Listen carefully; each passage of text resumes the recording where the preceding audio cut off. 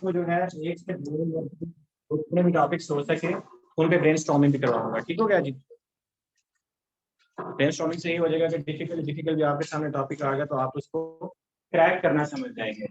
ये ऐसे की पूरी मैंने शेप बनाई है। ऐसे के पार्ट्स क्या होते हैं? सबसे पहले नंबर पे ऐसे का जो हिस्सा होता है वो आउटलाइन होती है। ठीक है, आउटलाइन सबसे पहला ऐसे का पार्ट होता है स्ट्रक्चर के अंदर। तो आपका ये वाला जो हिस्सा है ये क्या है? आउटलाइन है। ठीक हो गया? अगर बड़ा लिखूं ऑनलाइन वाले को नजर नहीं आता। ये वाला हिस्सा सर थोड़ा है नीचे लिखे, आउटलाइन के। जी थोड़ा नीचे लिखे सर, ऊपर नजर नहीं आ रहा। अच्छा,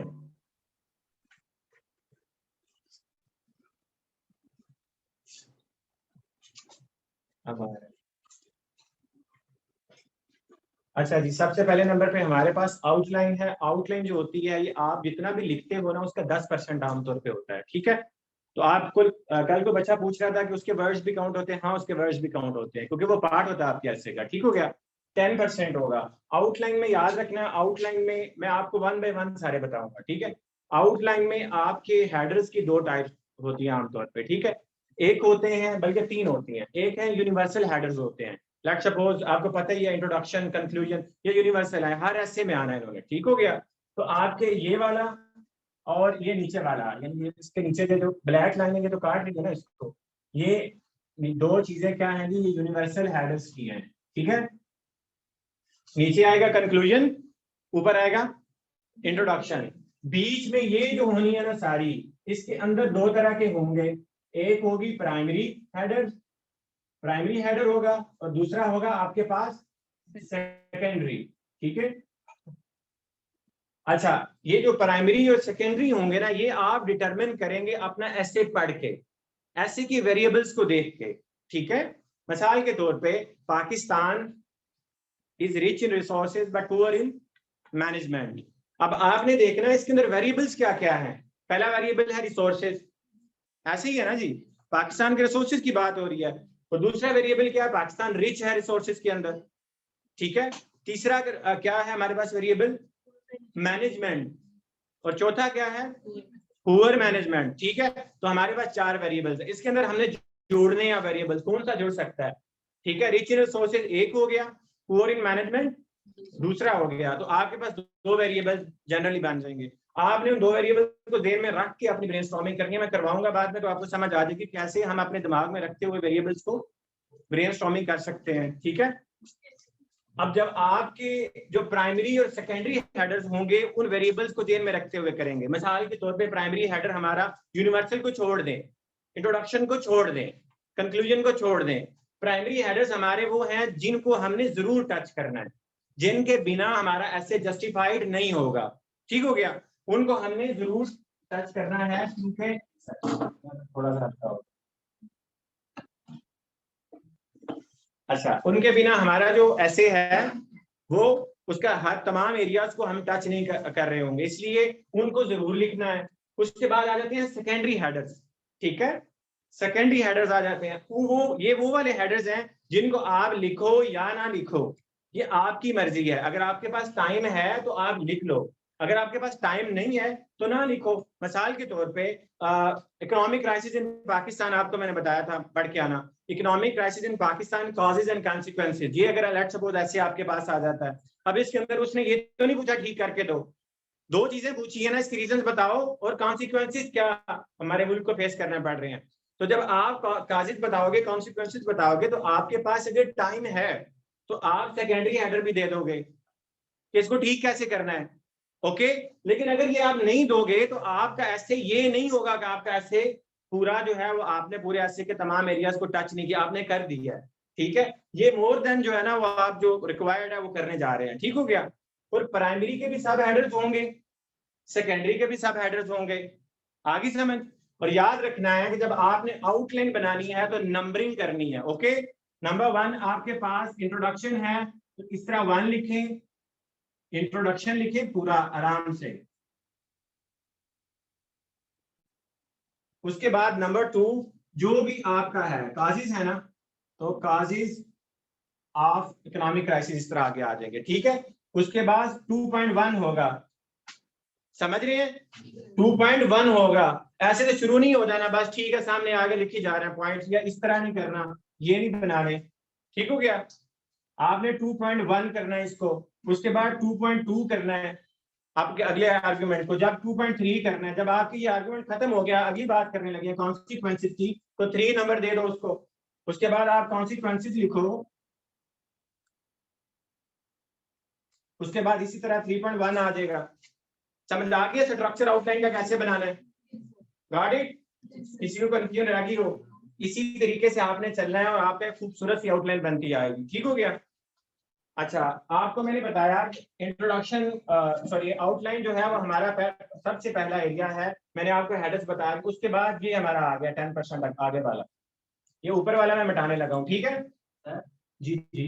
अगर जो हमने पहला नंबर दिया हुआ है लेजर में, अगर उसके नीचे हम ABC लिखें तो क्या ये कोई मसला नहीं, कोई मसला नहीं है, ABC कर ले, ABC कर ले, लेकिन ये है कि 2.1 ज्यादा लॉजिकल लगता है। 2.1 ठीक है, 2.2 ज्यादा लॉजिकल लगेगा। अगर आपने ABC करना है तो फिर जो आपके बड़े हेडर्स है ना, मेजर हेडर्स, उनको कैपिटल A करो और स्मॉल भी करो। एक में रहो ना जी, आप अगर करना चाह रहे हो 1-2 भी यूज करो, ABC भी करो। ठीक हो गया? तो 1-2 यूज करना है तो 1-2 ही करो, ABC करना है तो कैपिटल और स्मॉल ABC में जाओ। ठीक हो गया जी? तो ज्यादा लॉजिकल लगता है। इंट्रोडक्शन और कंक्लूजन ये यूनिवर्सल हेडर्स हैं, ये हर ऐसे के अंदर आएंगे। ठीक है? और उसके बाद आपके प्राइमरी हेडर्स आएंगे, जो वो हेडर्स जिनके बिना आपका ऐसे कंप्लीट नहीं होगा, जिनको अगर आपने मिस कर दिया इट मींस कि आपने ऐसे का हक अदा नहीं किया, आप फेल हो सकते हो। ठीक है? जो बात उसने पूछी है वो आपने कंप्लीटली उसको आंसर नहीं की। सेकेंडरी वो है, वो लग्जरी है। अगर आपके पास टाइम है और आपको लगता है कि आपने ऐसे की शेप इस तरह की डेवलप कर लिया कि अब इसके अंदर ठीक करने के जो मेजर्स बताने हैं वो जरूरी हैं। ठीक हो गया?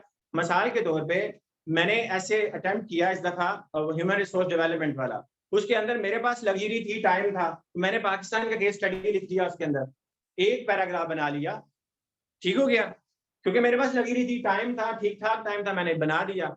अब इसकी जरूरत नहीं थी, उसने पूछा नहीं था ये कि पाकिस्तान को सामने रख के करो, उसमें ह्यूमन रिसोर्स डेवलपमेंट जो है इसको जनरली पूछा हुआ था। ठीक हो गया? ये इकोनॉमी को कैसे बेहतर करता है, लेकिन मेरे पास टाइम था, तो ये सेकेंडरी हेडर था। सेकेंडरी हेडर लग्जरी है, आप अवेल करना चाहते हो तो टाइम को देख के करना है।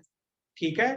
टाइम को देख के करना है। अच्छा, हमने वो पहले वाली बात डिस्कस कर लिया। हमारे पास दूसरे नंबर पे जो चीज आती है वो आपको पता है, वो भी 10% है, वो भी 10% ही होता है बॉडी का, वो है इंट्रोडक्शन। ठीक हो गया?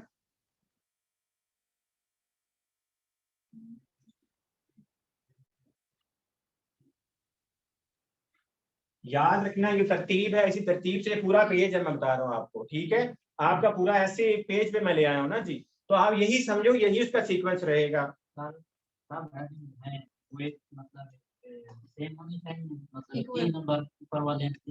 देखिए जो एक लॉजिकल है ना जी, वो ये है कि अगर आपका ऐसे आपने पढ़ना है, जिस वेरिएबल के ऊपर ज्यादा जोर डाल रहा है उसके ऊपर आपने भी ज्यादा जोर डालना है।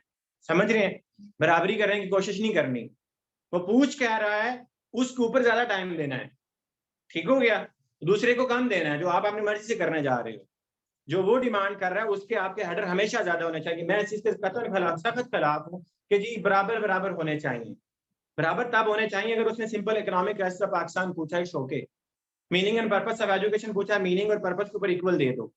लेकिन अगर विदर डेमोक्रेसी इन पाकिस्तान, विदर का मतलब होता है कि किस तरफ जा रही है, वेयर इट इज हेडिंग। ठीक है? अगर ये बात कर रहा है तो फिर तो आपने डेमोक्रेसी किस तरफ जा रही है इसके अलावा जहां मर्जी इसको ले जाओ, आपने एस्पेक्ट्स खुद डेवलप करने हैं। तो यहाँ आप जिसको ज्यादा इंपॉर्टेंट समझोगे उसको ज्यादा आप तरजीह दोगे। ठीक हो गया? तो ये हार्ड एंड फास्ट रूल नहीं है कि आपने जी बराबर बराबर ही करने थे। ठीक हो गया?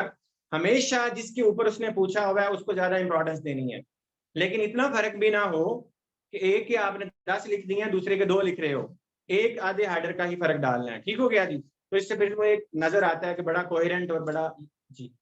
जो हम आउटलाइन बनाते हैं, ठीक है, एक मेजर हेड सब होती है, तो इसके लिए कौन सी पेन हमें यूज करनी चाहिए इसमें थोड़ा कंट्रास्ट हो, या से एक ही पेन यूज करें? एक ही पेन यूज करें, मार्कर और बॉल पॉइंट यूज करें, या मार्कर और पेन जो भी आप यूज करें, एक ही कलर यूज करें। जो शब्द है उसको हम बॉल पेन से करें, हाँ सबको एग्जैक्टली मार्कर के साथ यूज किया। मैं मशवरा दूंगा आपको एसे का नाम और इंट्रोडक्शन का जो हेडर है ये 604 को यूज करें। कट वाली जो 604 है ना उसको उल्टा करके यूज करना सीख लें। वो आपको यूट्यूब पे बहुत सी वीडियोस मिल जाएंगे, ठीक है। उसको उल्टा करके उससे ये होगी आपकी प्रेजेंटेशन बहुत अच्छी हो जाएगी। मैंने आपको कहा था कि आपका पेपर सबसे पहले देखा जाएगा, अगर उसके दिल को लगेगा तो वो बाकी तकल्लुफ करेगा। 40,000 पेपर है, वो तकल्लुफ बाद में करेगा। अगर देखने से अच्छा लगेगा तो फिर वो देख, तो आपने उसको बताना है कि मेरा पेपर देखने में भी अच्छा है। तो उसकी प्रेजेंटेशन जिस तरह दूसरे पेपर्स में इंपॉर्टेंट है ऐसे में भी इंपॉर्टेंट है। तो आपकी आउटलाइन वो देखिए, उसका दिल खुश हो जाए, वो पढ़े फिर, ठीक हो गया। इसी तरह जब आगे जाएं तो आप, मैंने बताया 604 यूज कर लें, ठीक है। अगर कोई लोग बहुत माहिर हैं तो वो 605 भी यूज कर सकते हैं, लेकिन 605 जो है वो बहुत ज्यादा जगह घेर लेता है, ठीक है। तो फिर बाकी जो आपके सब्जेक्ट्स है वहां तो ठीक है, ऐसे में इतना अच्छा नहीं लगता, ठीक है। और आपके पास ऐसे में चूंकि टाइम भी बहुत लिमिटेड होता है तो 605 को हैंडल करने में टाइम भी लगता है, तो आपका टाइम जाया होगा, ठीक हो गया। तो टाइम बचाना ऐसे में एक बहुत बड़ा जो है ना वो की टू सक्सेस है, ठीक हो गया। नेक्स्ट हम आए, हमारे पास इंट्रोडक्शन है जो सेकंड पार्ट। आउटलाइन बना ली हमने, कैसे बनाई वो ब्रेनस्टॉर्मिंग से बनती है, वो बाद में बताता हूँ आपको, करानी है एंड पे, ठीक है। आउटलाइन बन गई, उसके बाद आपने क्या करना है, इंट्रोडक्शन लिखना है।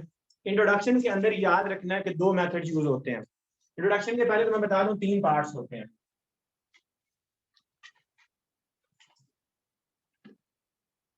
ये पहला पार्ट है नंबर 1, ये बीच में नंबर 2 वाला पार्ट है, और ये नंबर 3 एंड वाला पार्ट है, ठीक हो गया। अब ये जो नंबर 1 पार्ट है आपका, ये आपकी ओपनिंग स्टेटमेंट होती है, ठीक हो गया। ओपनिंग सेंटेंसेस होते हैं आपके, एक भी हो सकता है, 2 भी हो सकते हैं, ये जो ऊपर मैंने बताया आपको। अच्छा, इसको लिखने के 2 मेथड्स हैं, एक हुक मेथड है, सुना होगा आपने, एक फनल मेथड है, ठीक है। अब हुक और फनल मेथड क्या है मैं आपको समझा देता हूं। ये सबसे पहली आपकी ये जो सेंटेंसेस होंगे ये 2 तरह से लिखे जाते हैं।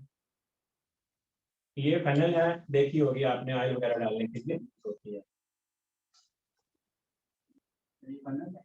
फनल बना ले यार, समझ ले इसको, फनल इम्पोर्टेंट नहीं है इतना, यहाँ पे समझना ज्यादा इम्पोर्टेंट है। फनल में जो भी आप चीज डालते हो एक जगह पे आके नीचे इकट्ठी होती है, ऐसे ही इकट्ठी होती है। दूसरा होता है जी हुक। हुक क्यों यूज होती है जी? मछली को चारा डालने के लिए होती है, इसीलिए ना। वो चारा नीचे फेंकते हो, वो अट्रैक्ट होती है चारे की तरफ, भाग के आती है, आप वो जब पकड़ती है तो आप उसको बाहर निकाल लेते हो। तो हुक इसलिए वर्ड यूज करते हैं। फनल मेथड के अंदर क्या होता सर है कि आप पहले जनरल बात सर करते हो। नीचे लिख लें, पहले भी कहा है अच्छा सर, ऊपर नजर नहीं आता। चले जी, मैं आपको फनल बनाई हुई थी, दोबारा सहमत करता हूँ बनाने की, मेरी उतनी ड्राइंग अच्छी नहीं है, ठीक है।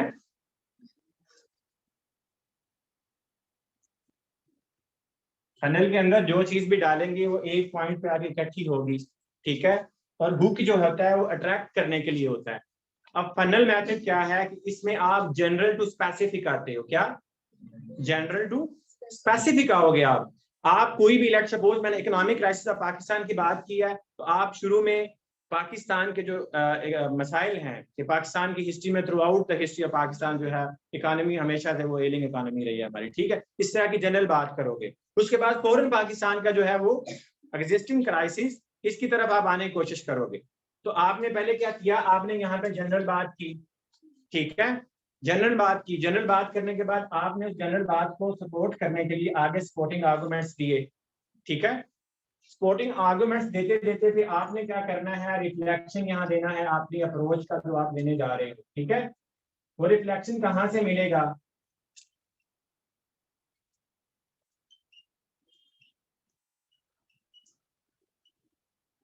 ग्लिम्पसेस ऑफ आउटलाइन से, ग्लिम्पसेस ऑफ आउटलाइन से आपने जनरल बात की।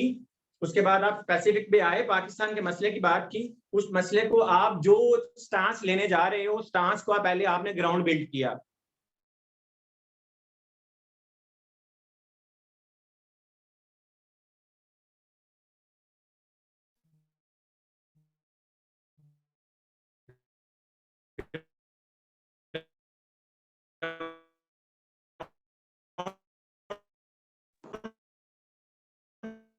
आर्गुमेंट बिल्ड करने के लिए, जिसको हम क्या कहते हैं, थीसिस स्टेटमेंट। क्या कहते हैं? थीसिस स्टेटमेंट, जो कि स्पिरिट होती है आपके ऐसे की। आपके पास जो भी ऐसे आया, आपने उसके ऊपर क्या स्टैंस लिया है, वो स्टैंस आपका थीसिस स्टेटमेंट होता है। उस स्टेटमेंट को बिल्ड करने से पहले आप एक ग्राउंड बनाते हो पूरा। वो जो ग्राउंड होता है उसके अंदर आप पहले जनरल बात करोगे, इसके अंदर ये जो फनल मेथड है, जनरल टू स्पेसिफिक आओगे, स्पेसिफिक आने के बाद आप थोड़ी सी ग्लिम्पसेस दोगे, अल्टीमेटली ये वाला पार्ट आ जाएगा, थर्ड नंबर पार्ट। ये है आपका थीसिस स्टेटमेंट। ठीक हो गया? ओके, एंड पे आके आप अपनी थीसिस स्टेटमेंट दे देंगे। और थीसिस स्टेटमेंट क्या होती है, ये इसी के अंदर मैं बता दूं। थीसिस स्टेटमेंट एक सेंटेंस या एक से ज्यादा सेंटेंसेस हो सकते हैं, 2 या 3 से ज्यादा नहीं जाना, ठीक है। इसके अंदर आपके ऐसे का जो क्वेश्चन है, जो उसने आपसे पूछा है, 1 है, 2 है, 3 वेरिएबल्स हैं, आपने उन वेरिएबल्स को कैसे अंदर लेके जाना है, ऐसे के अंदर कैसे डिस्कस करना है, उसको आपने कंसाइज करके 3 या 4 लाइनों के अंदर लिखना है। समझ आ गई बात? यानी पूरा ऐसे आपका समंदर को कूजे में बंद करना है उस स्टेटमेंट के अंदर। ठीक हो गया? उस स्टेटमेंट के वर्ड्स बड़े कैलकुलेटेड होने चाहिए। ठीक हो गया? क्योंकि आपके एग्जामिनर ने थीसिस स्टेटमेंट फौरन जाके देखनी है। अगर बाहर से उसको आपको ऐसे ठीक लग गया ना, उसने अंदर जाना है और इंट्रोडक्शन पढ़ने से पहले उसने आपकी थीसिस स्टेटमेंट देखनी है कि बच्चे ने स्टैंस क्या लिया है, क्या वो स्टैंस रेलिवेंट है कि नहीं, उसके अंदर स्पेसिफिसिटी है कि नहीं, ठीक है, क्या वो कंसाइज है कि नहीं, क्या बच्चा रेलिवेंट लिखने जा, क्या उसने अंडरस्टैंड किया टॉपिक को, क्या जो मटेरियल लिखने जा रहा है को रेलिवेंट है, मुझे पढ़ने की जहमत करनी चाहिए या नहीं करनी चाहिए। तो वो जो सेंटेंस आप थीसिस स्टेटमेंट होगी उसकी हम यहाँ प्रैक्टिस करेंगे बनाने की, ठीक है, अगले लेक्चर्स में। तो वो हमने जो स्टेटमेंट लिखनी है वो स्टेटमेंट बड़ी पिथी और बहुत ज्यादा जानदार होनी चाहिए। ठीक हो गया? तो एंड पे क्या आएगा? Thesis statement. आपका इंट्रोडक्शन क्या हो गया? पूरा हो गया। बीच में ये जो जगह थी मैंने बता दिया, यहाँ सपोर्टिंग आर्गुमेंट से आपकी थीसिस स्टेटमेंट के लिए आप ग्राउंड बिल्ड कर रहे थे। ठीक है, ग्राउंड बिल्ड कर रहे थे इस थीसिस स्टेटमेंट के लिए जो इधर आनी है, ग्राउंड बिल्ड होगी, थीसिस स्टेटमेंट आपने दे दी, आपका इंट्रोडक्शन कंप्लीट हो गया। और यकीन जाने आपकी आउटलाइन और इंट्रोडक्शन उसको पसंद आ गया, पास हो। ये एक जनरली माना जाता है प्रिंसिपल, कि उसको पता चल गया इस बंदे की अप्रोच ठीक है, लिखना आता है इसको, थीसिस स्टेटमेंट में जान है, आगे ठीक लिखा होगा, आगे वो चेक जरूर करेगा, ये नहीं कि वो आपको छोड़ देगा। इमेजिन करें ना, कितने बच्चों में से एक बच्चा पास होना है, वो चेक जरूर करेगा क्योंकि वो आपको पास करने का ज़हन बना चुका है। ठीक है, वो आपको पास करने का ज़हन बना चुका है। अब वो क्या करेगा, वो अंदर जाके कहीं ना किसी जगह से आपको पढ़ेगा कि आप बात क्या कर रहे हो, और फिर एंड पे जाकर आपका कंक्लूजन देखेगा कि लेंथ पूरी है, कंक्लूड किया इसने, ये सारी चीजें उसने देखनी है। मैंने आपको फर्स्ट लेक्चर में बताई थी, ये चीजें देख के उसने पास करना है। अगर लेंथ पूरी नहीं पास करेगा, कंक्लूड नहीं किया, सोचो भी ना पास करे आपको। ठीक है, कि आप एक बात कर रहे हो, आप एक डिस्कशन कर रहे हो, आप उसको कंक्लूड किए बिना भाग जाते हो। हम जहाँ बहस करनी शुरू कर दें और एक बंदा दुराने बहस उठ के चला जाए, बुरा लगेगा ना जी, एग्जामिनर को भी बुरा लगेगा कि बात करते करते इसने कंक्लूड भी नहीं की तो बीच में रह गया, इसका टाइम मैनेज नहीं हुआ, ये तो कॉम्पिटेंट नहीं है, ऐसे का टाइम मैनेज नहीं कर सका। सो आप ये भी मसला ज़हन में रखें। सो आगे चलते हैं, मैं इसको भी मिटाने लगा क्योंकि हमारे पास जगह तंग है। इसके बाद आ जाता है हमारे पास बॉडी। जी क्वेश्चन कर सर, ये जो हमारा इंट्रो है तकरीबन कितने पेज या कितने वर्ड का होना चाहिए? हाँ, वेरी रेलेवेंट क्वेश्चन। आपका जो इंट्रोडक्शन है ना, इसके लिए एक रूल मैंने जो आपको पाथ पे टू सक्सेस का दिया था ना, तो आपको मिला था, इसके अंदर मैंने लिखा हुआ था 150 वर्ड, 150 वर्ड लिखे थे ना मैंने। आपका नॉर्मल जो पैराग्राफ होता है उसकी 80 to 100, या कोई बंदा लंबा लिखता है, सेंटेंस लिखता है तो 110 या 120 तक जा सकते हैं, लेकिन नहीं जाने चाहिए, 100 तक रहना चाहिए। ठीक है, क्योंकि वहां आपके पैराग्राफ्स मैटर कर रहे होंगे। एक पैराग्राफ को ज्यादा खींचते जाओगे, क्या होगा, सोचना पड़ेगा। नया पैराग्राफ जाओगे, नई थॉट होगी, नए सिरे से नए वलवले के साथ शुरू हो जाओगे, तो आपकी स्पीड बनी रहेगी। तो आपने कोशिश करनी है कि आपका पैराग्राफ 80 to 100 वर्ड्स तक रहे। 150 थोड़ा लंबा हो जाएगा ना, पूरे आपने ऐसे को जो है ना उसका ओवरव्यू देना है। वर्ड ओवरव्यू देने के लिए आपको लगेंगे वर्ड ज्यादा। ठीक है जी, नहीं जाना। याद रखो, अगर आपका इंट्रोडक्शन 180 वर्ड से ऊपर जा रहा है तो आप जितने वर्ड्स लिख रहे हो वो कंक्लूजन में होने चाहिए थे। गलत जगह लिख रहे हो उन वर्ड्स को, ये वर्ड पीछे होने थे जो आगे लिख रहे हो। ये वर्ड एंड पे नहीं लिखे जाएंगे आपसे, जो नहीं लिखे जाएंगे आपको पेनलाइज करेगा इस बात पे वो। तो जितना लंबा कर रहे हो इंट्रोडक्शन, समझो कि कंक्लूजन के मैं वर्ड्स खा रहा हूँ यहाँ पे। जिस तरह हमें अक्सर बताया जाता है सब्जेक्ट्स के अंदर भी कि एक क्वेश्चन को अगर आप लंबा कर रहे हो तो एंड वाले क्वेश्चन को टाइम नहीं मिलेगा, आप टाइम खा रहे हो उसका। इसी तरीके से अगर एक पार्ट ऐसे का आप टाइम ज्यादा दे रहे हो तो एंड वाले पार्ट से टाइम ही नहीं मिलेगा आपको। तो इसलिए याद रखना है कि आपको मैंने जो वर्ड्स बताए हैं इनफ होते हैं। आप 180 वर्ड्स के अंदर इंट्रोडक्शन को कंक्लूड करना सीखें। ऐसे का मतलब ये नहीं एक्सपैंड करना चीजों को, कंसाइज करना। भैया आपकी प्रेसी का इसीलिए तो पेपर है साथ कि क्या आपको प्रिसाइज करके लिखना आता है? एक्सपैंड तो करवा लिया ना ऐसे में, क्या कंसाइज भी करना आता है कि नहीं? तो दोनों चीजें आपको आनी चाहिए। हम अभी मैं ऑफिस में जॉब करता हूँ, हमें अक्सर मिनट्स बनाने पड़ते हैं, अक्सर इतनी लंबी लंबी रिपोर्ट्स को हमें कंसाइज करके लिखना होता है। तो अगर आपको करना ही नहीं आता कल को ऑफिस में क्या करोगे? और वो जो क्लर्क होते हैं वो तो यही कहते हैं कि सर जी 40 साल तो एनजी चला आ रहे हैं। ईमानदारी की बात है, हल्की सी चेंजिंग करो, एक वर्ड चेंज कर दो ना उनका, सर ये क्यों किया है? ये तो वो पिछले सेक्रेटरी साहब भी इस तरह ही करते थे, करते रहे होंगे यार। इंग्लिश के लिहाज से ये गलत है। मेरा तो फट्टा ही बना रहता है डिपार्टमेंट के साथ कि ये गलत है, इंग्लिश के रूल्स के खिलाफ है। तो आप चला रहे हो, चल रहा है। अगर आपको इंग्लिश आती है तो आप रिफॉर्म कर सकते हो। फिर सारी हमारी जो ऑफिशियल ट्रांजैक्शन जितनी भी सारी हो रही है, कम्युनिकेशन जितनी भी है, वो सारी इंग्लिश में है और अच्छी खासी ऑफिशियल लैंग्वेज होती है उसमें। तो इसलिए आप समझें कि वो देखेंगे कि इस बच्चे को कंसाइज करना नहीं आता। दूसरा एक और भी होता है, जब आप लंबा लिखना शुरू करें तो मोनाटनी आ जाती है, बंदा बोर हो जाता है। लंबा लिखे में जब बंदा बोर रहता है, यार बात खत्म कहाँ हो रही है इसकी, ठीक है? तो आपने उसको बोर नहीं होने देना। समझ लें कि आपने उसको बोर कर दिया, वो तो ऑलरेडी बड़ा बोर है। जिस बंदे को आपने 20,000 पेपर चेक करने के लिए दे दिया, वो तो पहले ही बड़ा बोर है। ऊपर से आपने उसको बोरियत का और टीका ठोका तो वो आपको ठोक देगा। ठीक हो गया?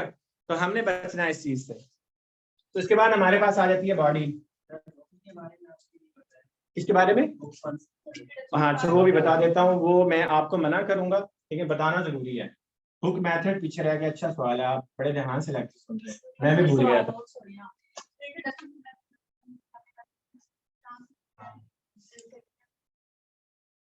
ओपनिंग स्टांस लेना है, उसके बाद सपोर्टिंग आर्गुमेंट्स देने हैं। मैंने बताया ना सपोर्टिंग आर्गुमेंट्स देने हैं, आपने स्पेसिफिक करना है। मैंने बताया कि जनरल बात की, उसके बाद आपने स्पेसिफिक पे आना है। ये स्पेसिफिक करते हुए आपने यहाँ ग्राउंड बिल्ड करना है, ठीक है? ग्राउंड कैसे बिल्ड करोगे? आप अपनी आउटलाइन से कुछ ग्लिम्पसेस लोगे, फिर उनके ऊपर आर्ग्यू करोगे, ठीक है? आर्ग्यू करने के बाद अल्टीमेटली आपने थीसिस स्टेटमेंट पे आ रहा है, ठीक है? थीसिस स्टेटमेंट देनी है और आपके अभी तक 100 वर्ड्स कंप्लीट हो चुके होंगे या 150 सॉरी, ठीक।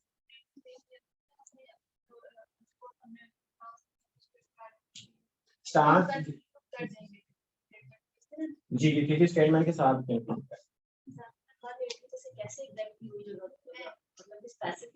नहीं थीसिस स्टेटमेंट का रूल है कि थीसिस स्टेटमेंट हमेशा इंट्रोडक्शन के एंड की तरफ जाके आती है, ठीक है? हुक मेथड में ये मिड में आ जाती है, ठीक है? लेकिन जो हमारे पास फनल मेथड है इसके अंदर हमें वो एंड पे मिलेगी।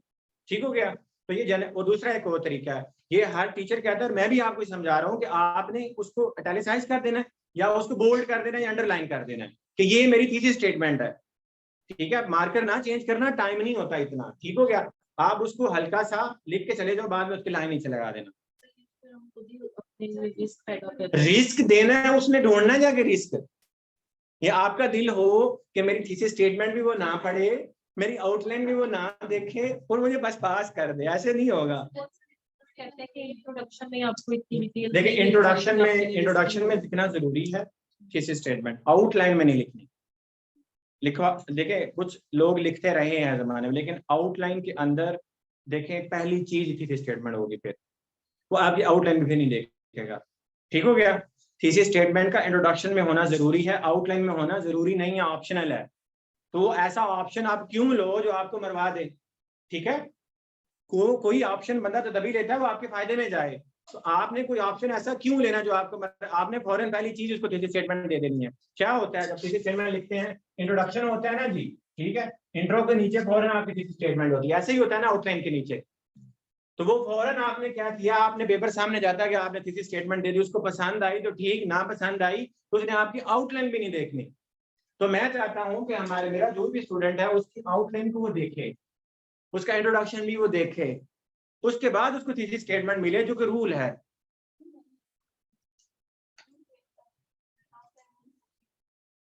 जी जी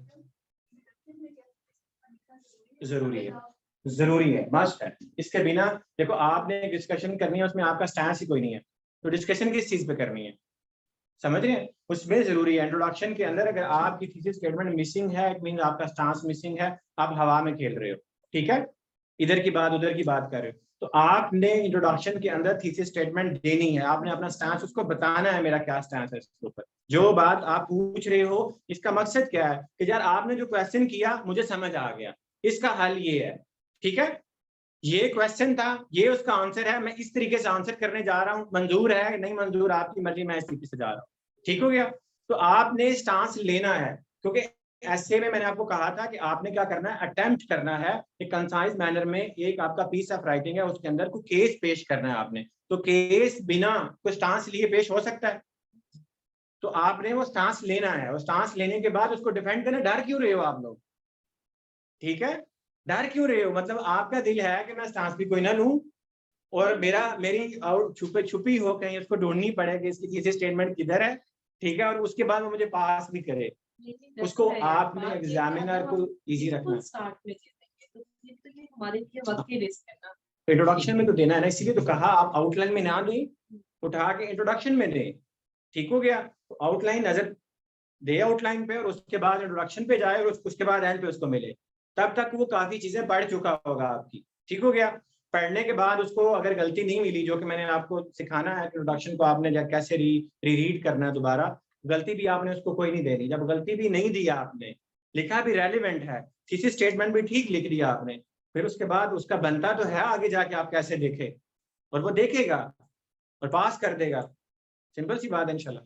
एक्चुअली जो थीसिस स्टेटमेंट है, क्या उसको अंडरलाइन करना जरूरी है, या उसकी इतनी एक्सपर्टीज होती है वो मेरे स्टाफ को समझ जाए? और दूसरी बात ये कि कुछ ट्रांजिशनल वर्ड्स होते हैं जो कि कंट्रास्ट पैदा करते हैं, तो वहां पे पता लग जाता है, तो अगर ये क्या जरूरी है कि उसको हम अंडरलाइन करें? देखिए मेरा मानना ये है कि आप जितना एग्जामिनर को आसानी में रखोगे, उतना आपके लिए आसानी पैदा होगी, ठीक है, उसको आसानी दो, क्योंकि आपके अंदर इतना कॉन्फिडेंस होना चाहिए एग्जाम तक कि मैं जो लिख रहा हूं मैं ठीक लिख रहा हूं, मैंने सही क्रैक किया है अपने इस टॉपिक को, और क्रैक करने के बाद जो मैंने स्टांस लिया है वो भी ठीक है, और अब इसको वो पढ़े, आप उसको जबरदस्ती पढ़ाओ फिर, ठीक है, फिर तो आप उसको शुरू में भी लिख सकते हो, लेकिन अगर आप फिर भी सेफ खेलना चाहते हो तो इंट्रोडक्शन में आप उसको लिखो, अंडरलाइन कर दो, अंडरलाइन नहीं भी करना ना करो, लेकिन लिखो एंड पे उसको, ठीक है, लिखना आपने उसका, ये ना हो कि शुरू में ही आप कहो कि मेरा स्टैंस ये है, उसके बाद सारी बातें हैं मैं जो करने जा रहा हूँ, तो बातों को आपने हमेशा लॉजिकल मैनर में लेके आते हो।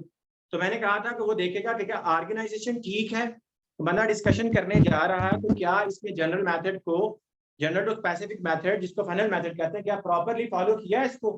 दूसरा है हुक मेथड, हुक मेथड ये होता है कि आपने शुरू में हुक फेंकना है उसके आगे, वो अट्रैक्ट हो, जैसे इस बच्ची ने, मैंने आगे इसका चेक कर रहा था, क्वेश्चन किया शुरू में, क्वेश्चन एक हुक है, ठीक है, पाकिस्तान की इकोनॉमिक क्राइसिस, आप शुरू में क्वेश्चन फेंक देते हो कि पाकिस्तान आईएमएफ के पास जा रहा है और पाकिस्तान हमेशा से जाता जा रहा है, क्या कब जान छूटेगी हमारी, क्वेश्चन मार्क, ठीक है, उसके बाद आप शुरू हो जाते हैं इसके ऊपर लिखना इकोनॉमिक क्राइसिस के ऊपर, वो अट्रैक्ट हो गया। इसी तरीके से आप कोटेशन रख देते हो, ठीक हो गया। मिसाल के तौर पे ये जो मैंने आज लिखा था, education makes people easy to lead difficult to drive, ठीक है, इसके अगला हिस्सा जो इसके अंदर नहीं था लिखा हुआ, easy to govern but impossible to enslave, ये पूरी थी, ये ऐसे आ चुका है सीएसएस के अंदर। आप शुरू करने लगे हो तो आप अरिस्टोटल की यहाँ पे शुरू में कोटेशन दे दो कि the educated differs from uneducated as much as living from dead, Aristotle ने कहा हुआ है कि पढ़े लिखे के और अनपढ़ में इतना फर्क है जितना जिंदा और मुर्दा में फर्क है, ठीक हो गया। तो ये बता के आगे चल पड़ो, तो उसको लगेगा कि यार बंदे को टॉपिक ही समझ आ गई है कि एजुकेशन क्यों जरूरी है जिंदा रहने के लिए, जीने के लिए, गवर्नेंस के लिए, लीडरशिप के लिए, ठीक हो गया। ये दूसरा है। तीसरा एनेक्डोट मेथड है, वो भी हुक है, छोटी सी आपने एक कहानी लिख देनी है, ठीक है। मिसाल के तौर पे पाकिस्तान में फ्लड का डिजास्टर आया, आप किसी एक इंडिविजुअल का नाम उठाते हो कि जी नासिर जो है वो अपने टेंट से उठा है और पानी या खाने के लिए लाइन में लगा हुआ है, वो टेंट में इसलिए है क्योंकि फ्लड की वजह से इधर आया, ठीक है। फ्लड पाकिस्तान में अब फ्रीक्वेंटली आ रहे हैं क्योंकि क्लाइमेट चेंज, बात डाले नहीं आ गए गाड़ी। तो ये है हुक मेथड, जिसमें आपने एनेक्डोट दिया, आपने को कोटेशन दे दी, आपने इसके अलावा सबसे पहले मैं आपको क्या बताया था, क्वेश्चन कर दिया, इसके अलावा कुछ स्टैट भी रख सकते हो शुरू में आप, लेकिन ये सेफ मेथड नहीं है। कैप्टिवेटिंग और इंटरेस्टिंग ऑब्वियसली है, अगर आपको बहुत अच्छी ग्रिप है इन चीजों के ऊपर, अगर आप बहुत ज्यादा प्रैक्टिस कर लेते हो और आप समझते हो जो टॉपिक उधर आएगा मैं उसके लिए कोई एनेक्डोट तैयार कर लूंगी वहां बैठ के, ठीक है, तो शोके यूज करो, मस्ट करो, फिर तो आप आर्गुमेंटेटिव स्टाइल में लिखो और आपको नंबर बहुत ज्यादा मिलेंगे। लेकिन मैंने कहा कि मैंने आपको बचाना है फेल होने से, ठीक है, मैंने आपको ये नहीं कहना 80 के लिए भागो, मैंने कहना फेल होने से बचो, मैंने आपको कहना है सेफ खेलो, विकेट ना छोड़ो, ठीक है, विकेट छोड़ते जाओगे स्टंप आउट हो जाओ, ठीक है, विकेट में रह के खेलना है हमने। जी जी सर अगर ये टॉपिक आ जाता है अगर मैं यहाँ से आयत से शुरू कर देता हूँ तो फिर जो मेरा एक सेंटेंस होगा पहला स्टार्टिंग, तो मुझे उस कोटेशन को रिलेट करना होगा, उसको रिलेट करना होगा, यही तो प्रॉब्लम मैं कह रहा हूँ कि आपने सिलेक्ट करना है, क्योंकि आप देखिए आपने लेट्स सपोज आपने कोई भी आयत है, सूरह अनफाल की एक आयत है जिसमें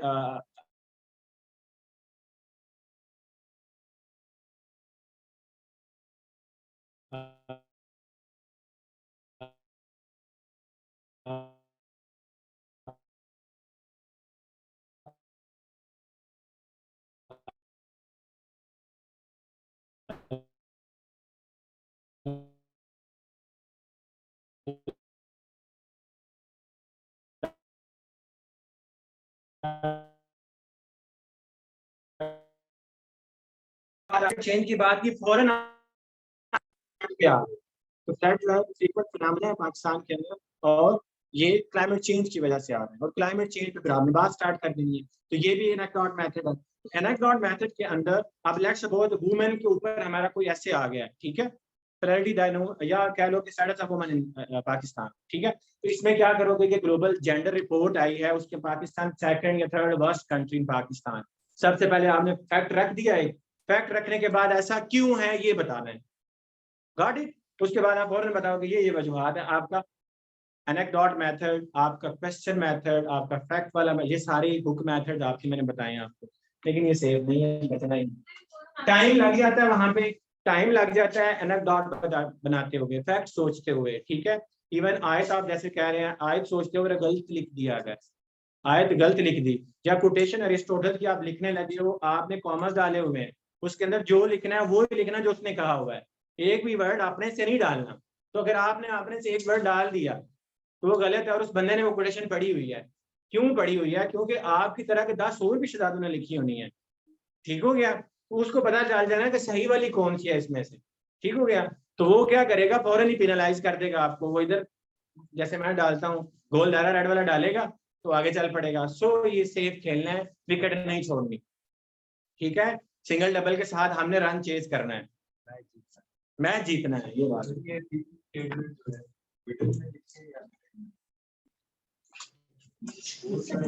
लास्ट में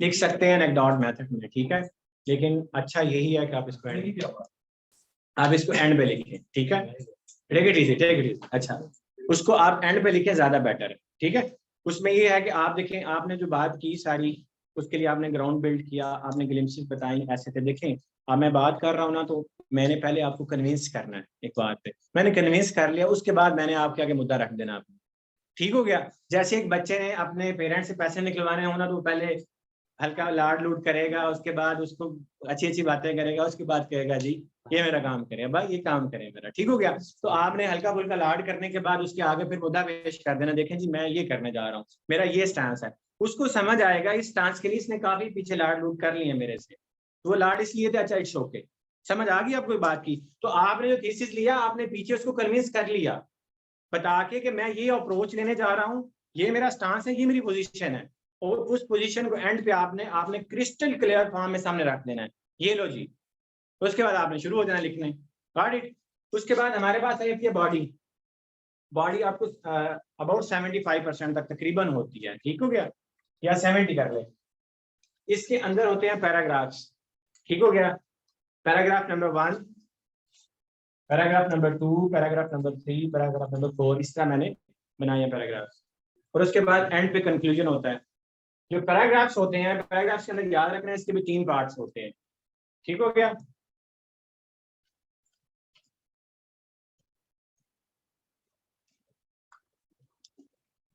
जो है ना जी ऑनलाइन वाले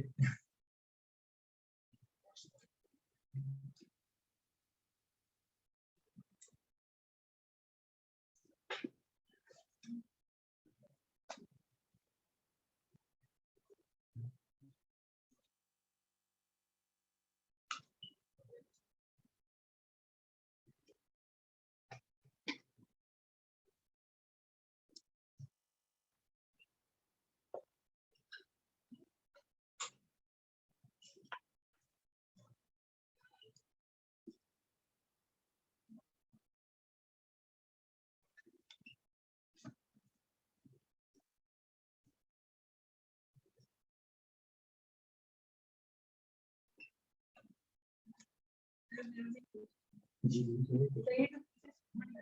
आपने कहा कि स्टांस लेना है, जो इस तरह के कंट्रोवर्शियल टॉपिक होते हैं लाइक जेंडर इक्वालिटी का, उसमें अपना स्टांस ले सकते हैं, कुछ चाहिए क्लियर लेना यहाँ पे तो समझ आती है।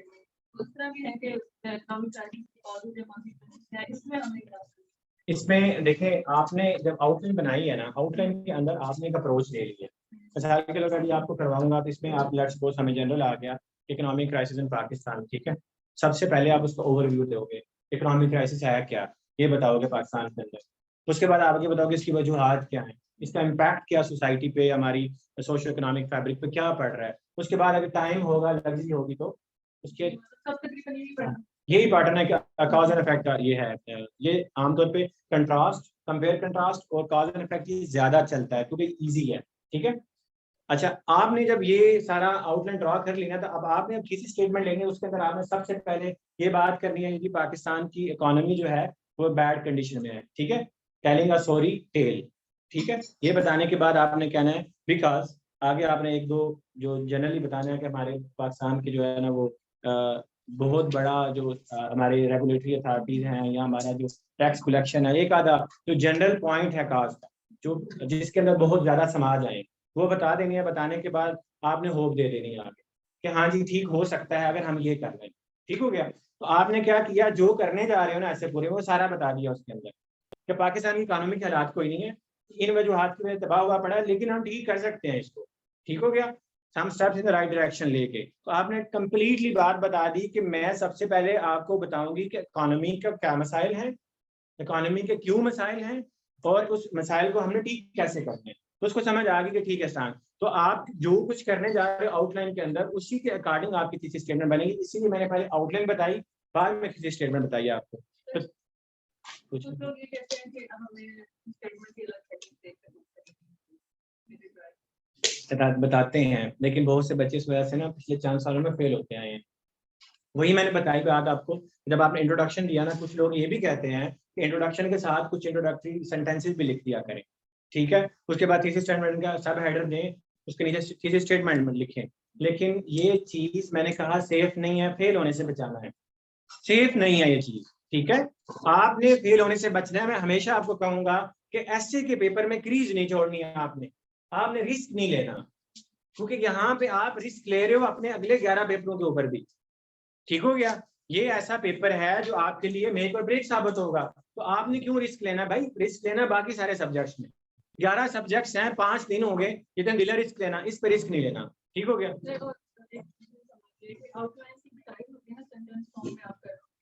आउटलाइन की 2 टाइप्स होती हैं, आउटलाइन की 2 टाइप्स होती हैं। मैं जब करानी है आपको समझा दूंगा, दोनों समझानी है मैंने आपको। एक टॉपिक होती है और एक सेंटेंस फॉर्म में होती है। ये डिपेंड करता है कि एसे की टाइप कैसी है। एसे के अंदर जैसे मैंने उस दिन डिस्कस किया था, democracy is a culture rather than a process, इसमें आप सेंटेंस फॉर्म में जाओगे, इसमें और कोई तरीका नहीं है आपके पास। मिसाल के तौर पर मैं आपको थोड़ा बता ही देता हूँ कि टॉपिक फॉर्म में अगर स्टेटमेंट होगी तो ये होगा, देखें इकोनॉमिक क्राइसिस है पाकिस्तान में, ये आपका ऐसे है, ठीक हो गया। आपकी लेट सपोज इसकी लिख रहे हो काजिज, ठीक हो गया। ये आपका एक टॉपिक है, ये आपका एक टॉपिक है, काजी साहब इकोनॉमिक क्राइसिस इन पाकिस्तान आगे आ जाए। इसके नीचे आप सब टॉपिक्स लोगे इसके, ऐसे ही है, ठीक है। हम क्या कहेंगे कि हमारी लो टैक्स टू जीडीपी रेशो है, ठीक है। ये सेंटेंस है कंप्लीट नहीं है, ठीक है। आप इस फॉर्म में जब लिखोगे तो इसको हम कहेंगे टॉपिक आउटलाइन, ठीक है। ये आप वहां लिख सकते हो जहां पे आपको लगे कि मेरी सिंपल इतनी बात करने से अगले बंदे को समझ आ रही है, ठीक है। मिसाल के तौर पे मैं आपको बता ही रहा हूँ, तो में फिर जब मैं समझाऊंगा तब नहीं ये बात बताऊंगा, अभी बता देता हूँ। दूसरे नंबर पे लेट्स सपोज एक कैसे है education system of Pakistan must assume it's responsibilities, ये ऐसे आ चुका है सीएसएस के अंदर, ठीक है। ये मैं सारे जो ऐसे आपको बताता हूँ ये सारे सीएसएस के ही ऐसे हैं, ये पास पेपर में आ चुके हैं। हमारे पास है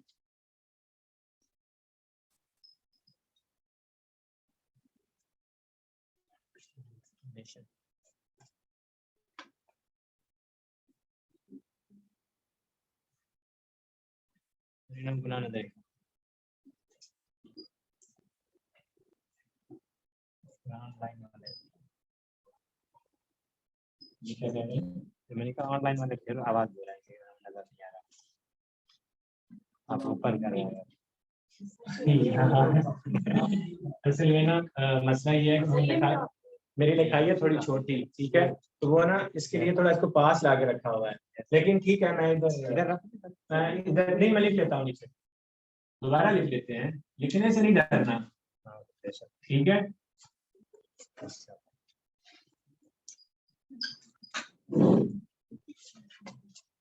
आपने क्वेश्चन बहुत वैलिड किया, अभी बता देते हैं, आपको समझ आ जाएगी।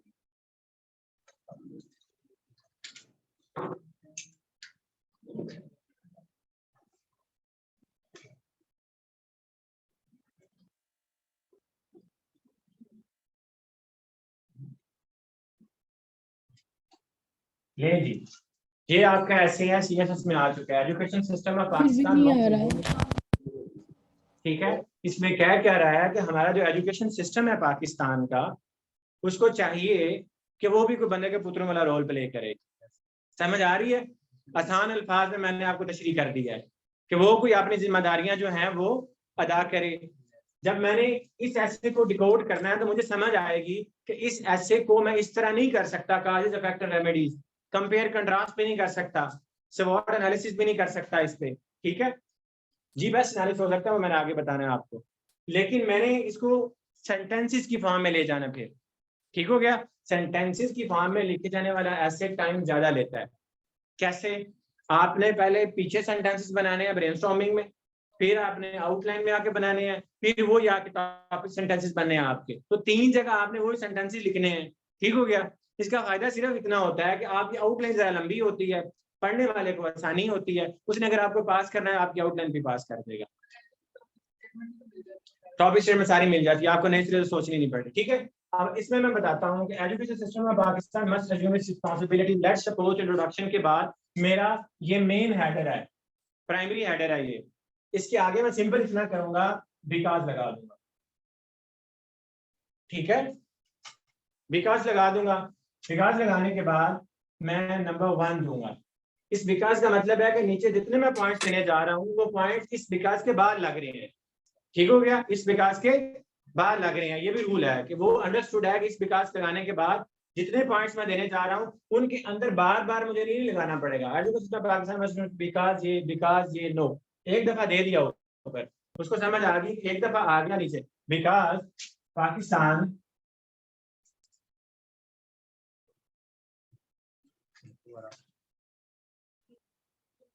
is performing poorly on in the field of science and technology, ठीक है।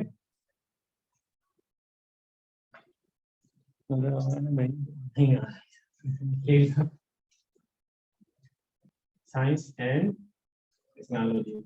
अच्छा, कुछ बच्चों को मैं बता दूं,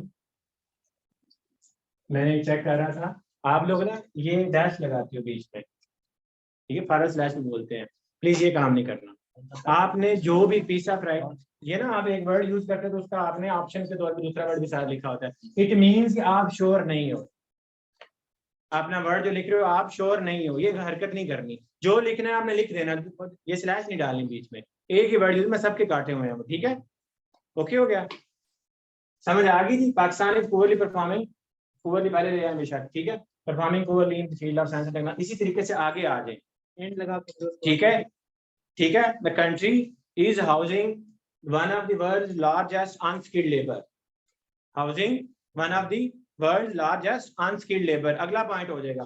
वो पॉइंट भी विकास के बाद ही लग रहा है, क्योंकि हमारे पास दुनिया की सब बड़ी तरीन जो अनस्किल्ड लेबर उनमें से एक लेबर हमारे पास है, क्योंकि हमारे लोग पढ़े लिखे, ठीक है, इसलिए वो अनस्किल्ड है। अगर एजुकेशन अज्यूम कर ले कि अपनी रिस्पॉन्सिबिलिटी, जो अनस्किल्ड स्किलफुल हो जाएंगे, इसलिए वो अनस्किल्ड है, क्योंकि बिकॉज ये परफॉर्म नहीं कर रहा।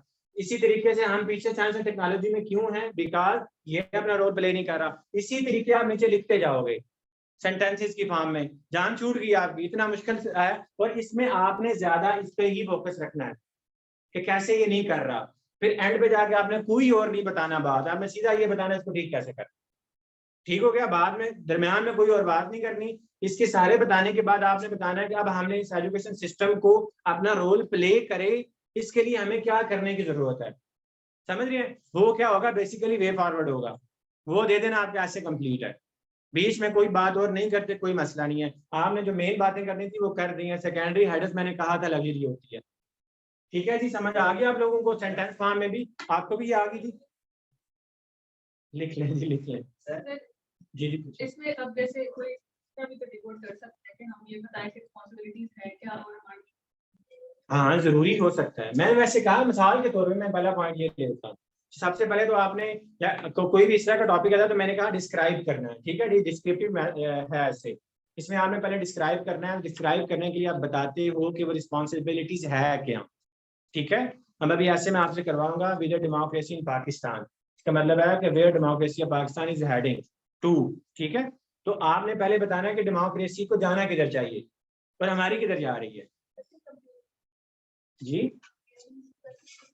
हाँ, इस पे भी कंपेयर कर सकते हैं सर जी। पाकिस्तान में रहा गया, तो अगर दूसरा सेंटेंस बना रहा हूँ तो यहाँ पे बचत करना चाहूँ, पाकिस्तान बटा तो ऑफ लगाकर आप नहीं नहीं नहीं, ना ना ना ना ना ना, सेंटेंस नहीं रहेगा, फेस बन जाएगा, ये काम नहीं करना। या सेंटेंस में खेल रहे हो तो सेंटेंसेस सारे खेलो तो, अच्छा ये भी जरूरी नहीं है, एक हेडर के नीचे जो सब हेडर है वो सारे सेंटेंसेस होने चाहिए, अगले हेडर के नीचे आप फ्रेज लिख सकते हो, ठीक है, लेकिन एक प्राइमरी हेडर के नीचे सब हेडर सारे एक जैसे होने चाहिए। ये नहीं कि एक फ्रेज हो अगला सेंटेंस हो फिर फ्रेज हो फिर sentence, no.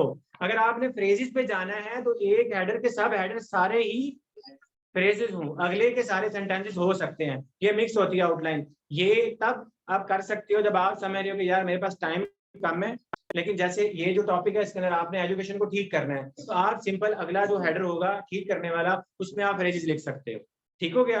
By investing more on this, इस तरह करके आप फ्रेजेस की फॉर्म में लिख दो, कर सकते हैं। अगर आप इतने माहिर हैं कि आप इसको फ्रेज की फॉर्म में करके भी जस्टिफाई कर लेंगे तो कर लें, लेकिन इस तरह के जो एसेज होते हैं डिस्क्रिप्टिव एसेज, उनको आप स्टेटमेंट की फॉर्म में ज्यादा अच्छे तरीके से पकड़ लेते हो। और एक बात मैं आपको ईमानदारी से बता दूं, जो सेंटेंसेस की फॉर्म में आउटलाइन बनती है वो ज्यादा अच्छे मार्क्स दे देती है आपको, ज्यादा चांसेस होते हैं आपके पास होने के। प्रॉब्लम सिर्फ एक होता है कि सेंटेंस के अंदर कोई गलती ना आ जाए, सेंटेंस के अंदर कोई गलती ना आ जाए।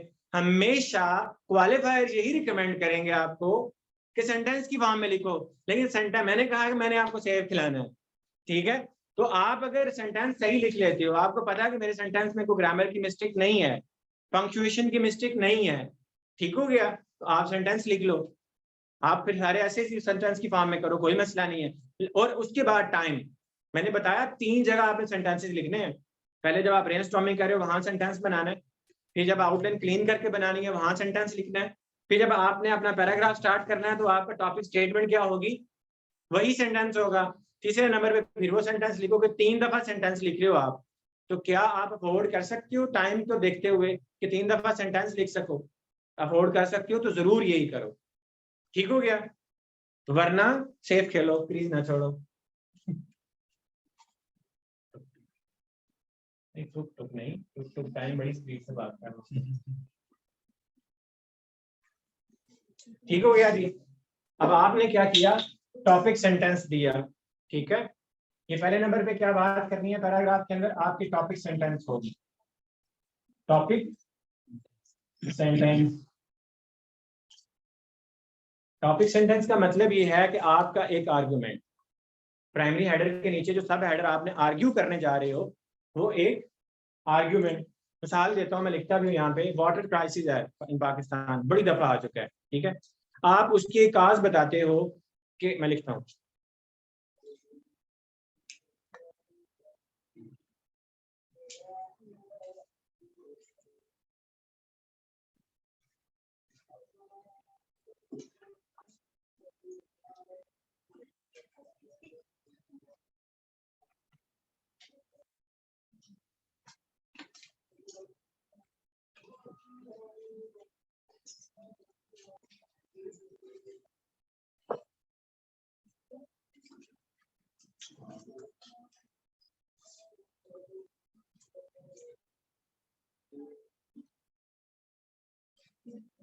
excessive seepage of water due to outdated irrigation system, ये एक वजह है, ठीक है।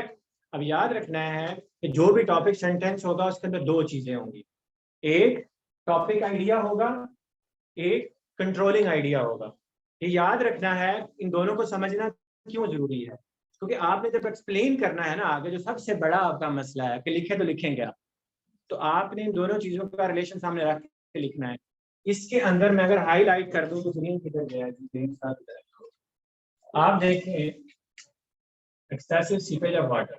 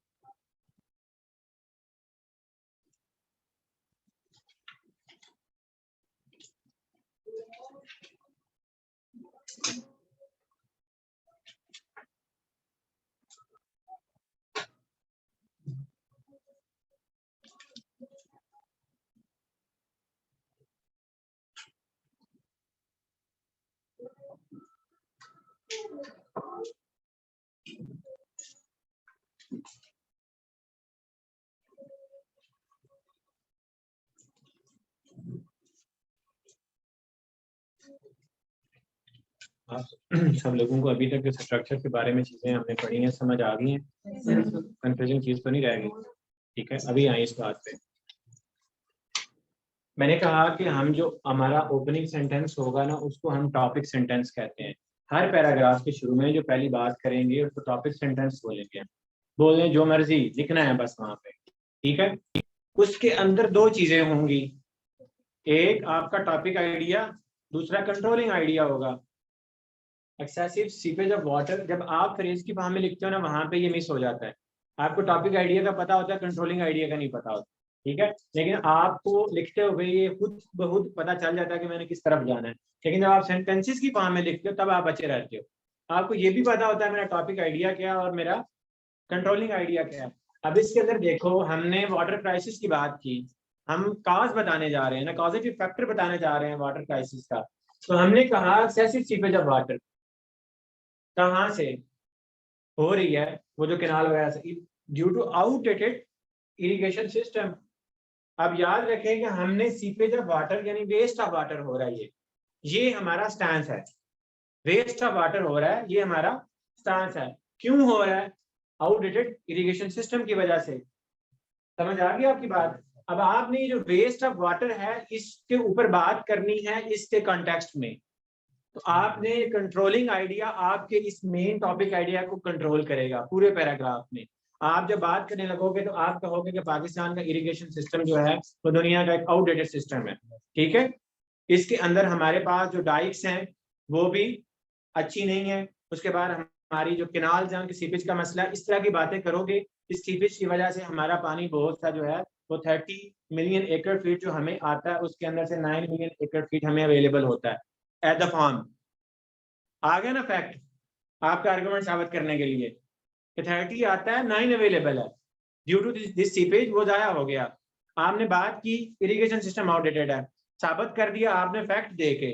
उसके बाद कहेंगे कि आप इसको, इसकी वजह से हमारा जो पानी है वो जाया हो रहा है और हमारी जो एग्रीकल्चर है वो दुनिया की सबसे ज्यादा पर कैपिटा लोएस्ट जो पर कैपिटा हमारी एग्रीकल्चर उसमें आती है, ज्यादा पानी लेती है, थोड़ी प्रोडक्ट देती है आपको।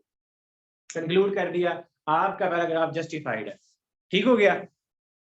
ओके, आगे चलते हैं हम। हमें क्या समझ आया कि टॉपिक और कंट्रोलिंग आइडिया को, दोनों को चीजों को समझते हुए हमें पैराग्राफ लिखना है। लेकिन जब हमने एंड पे आना है ना, जब हमने एंड पे आना है, एंड पे आके हमने अपने पैराग्राफ को इसी तरीके से कंक्लूड करना जिस तरह हमने अपने हिस्से को करना है।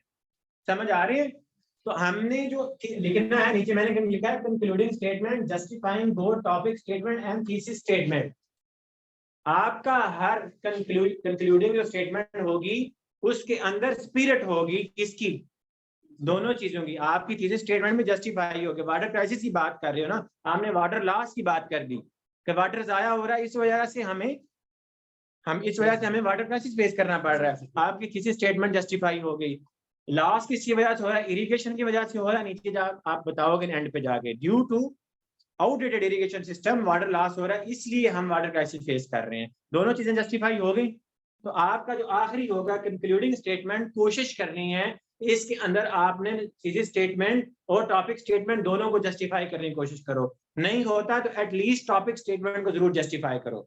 ठीक हो गया? इसके अंदर हम साइन पोस्ट और डिस्कोर्स मार्कर यूज करते हैं। ठीक हो गया?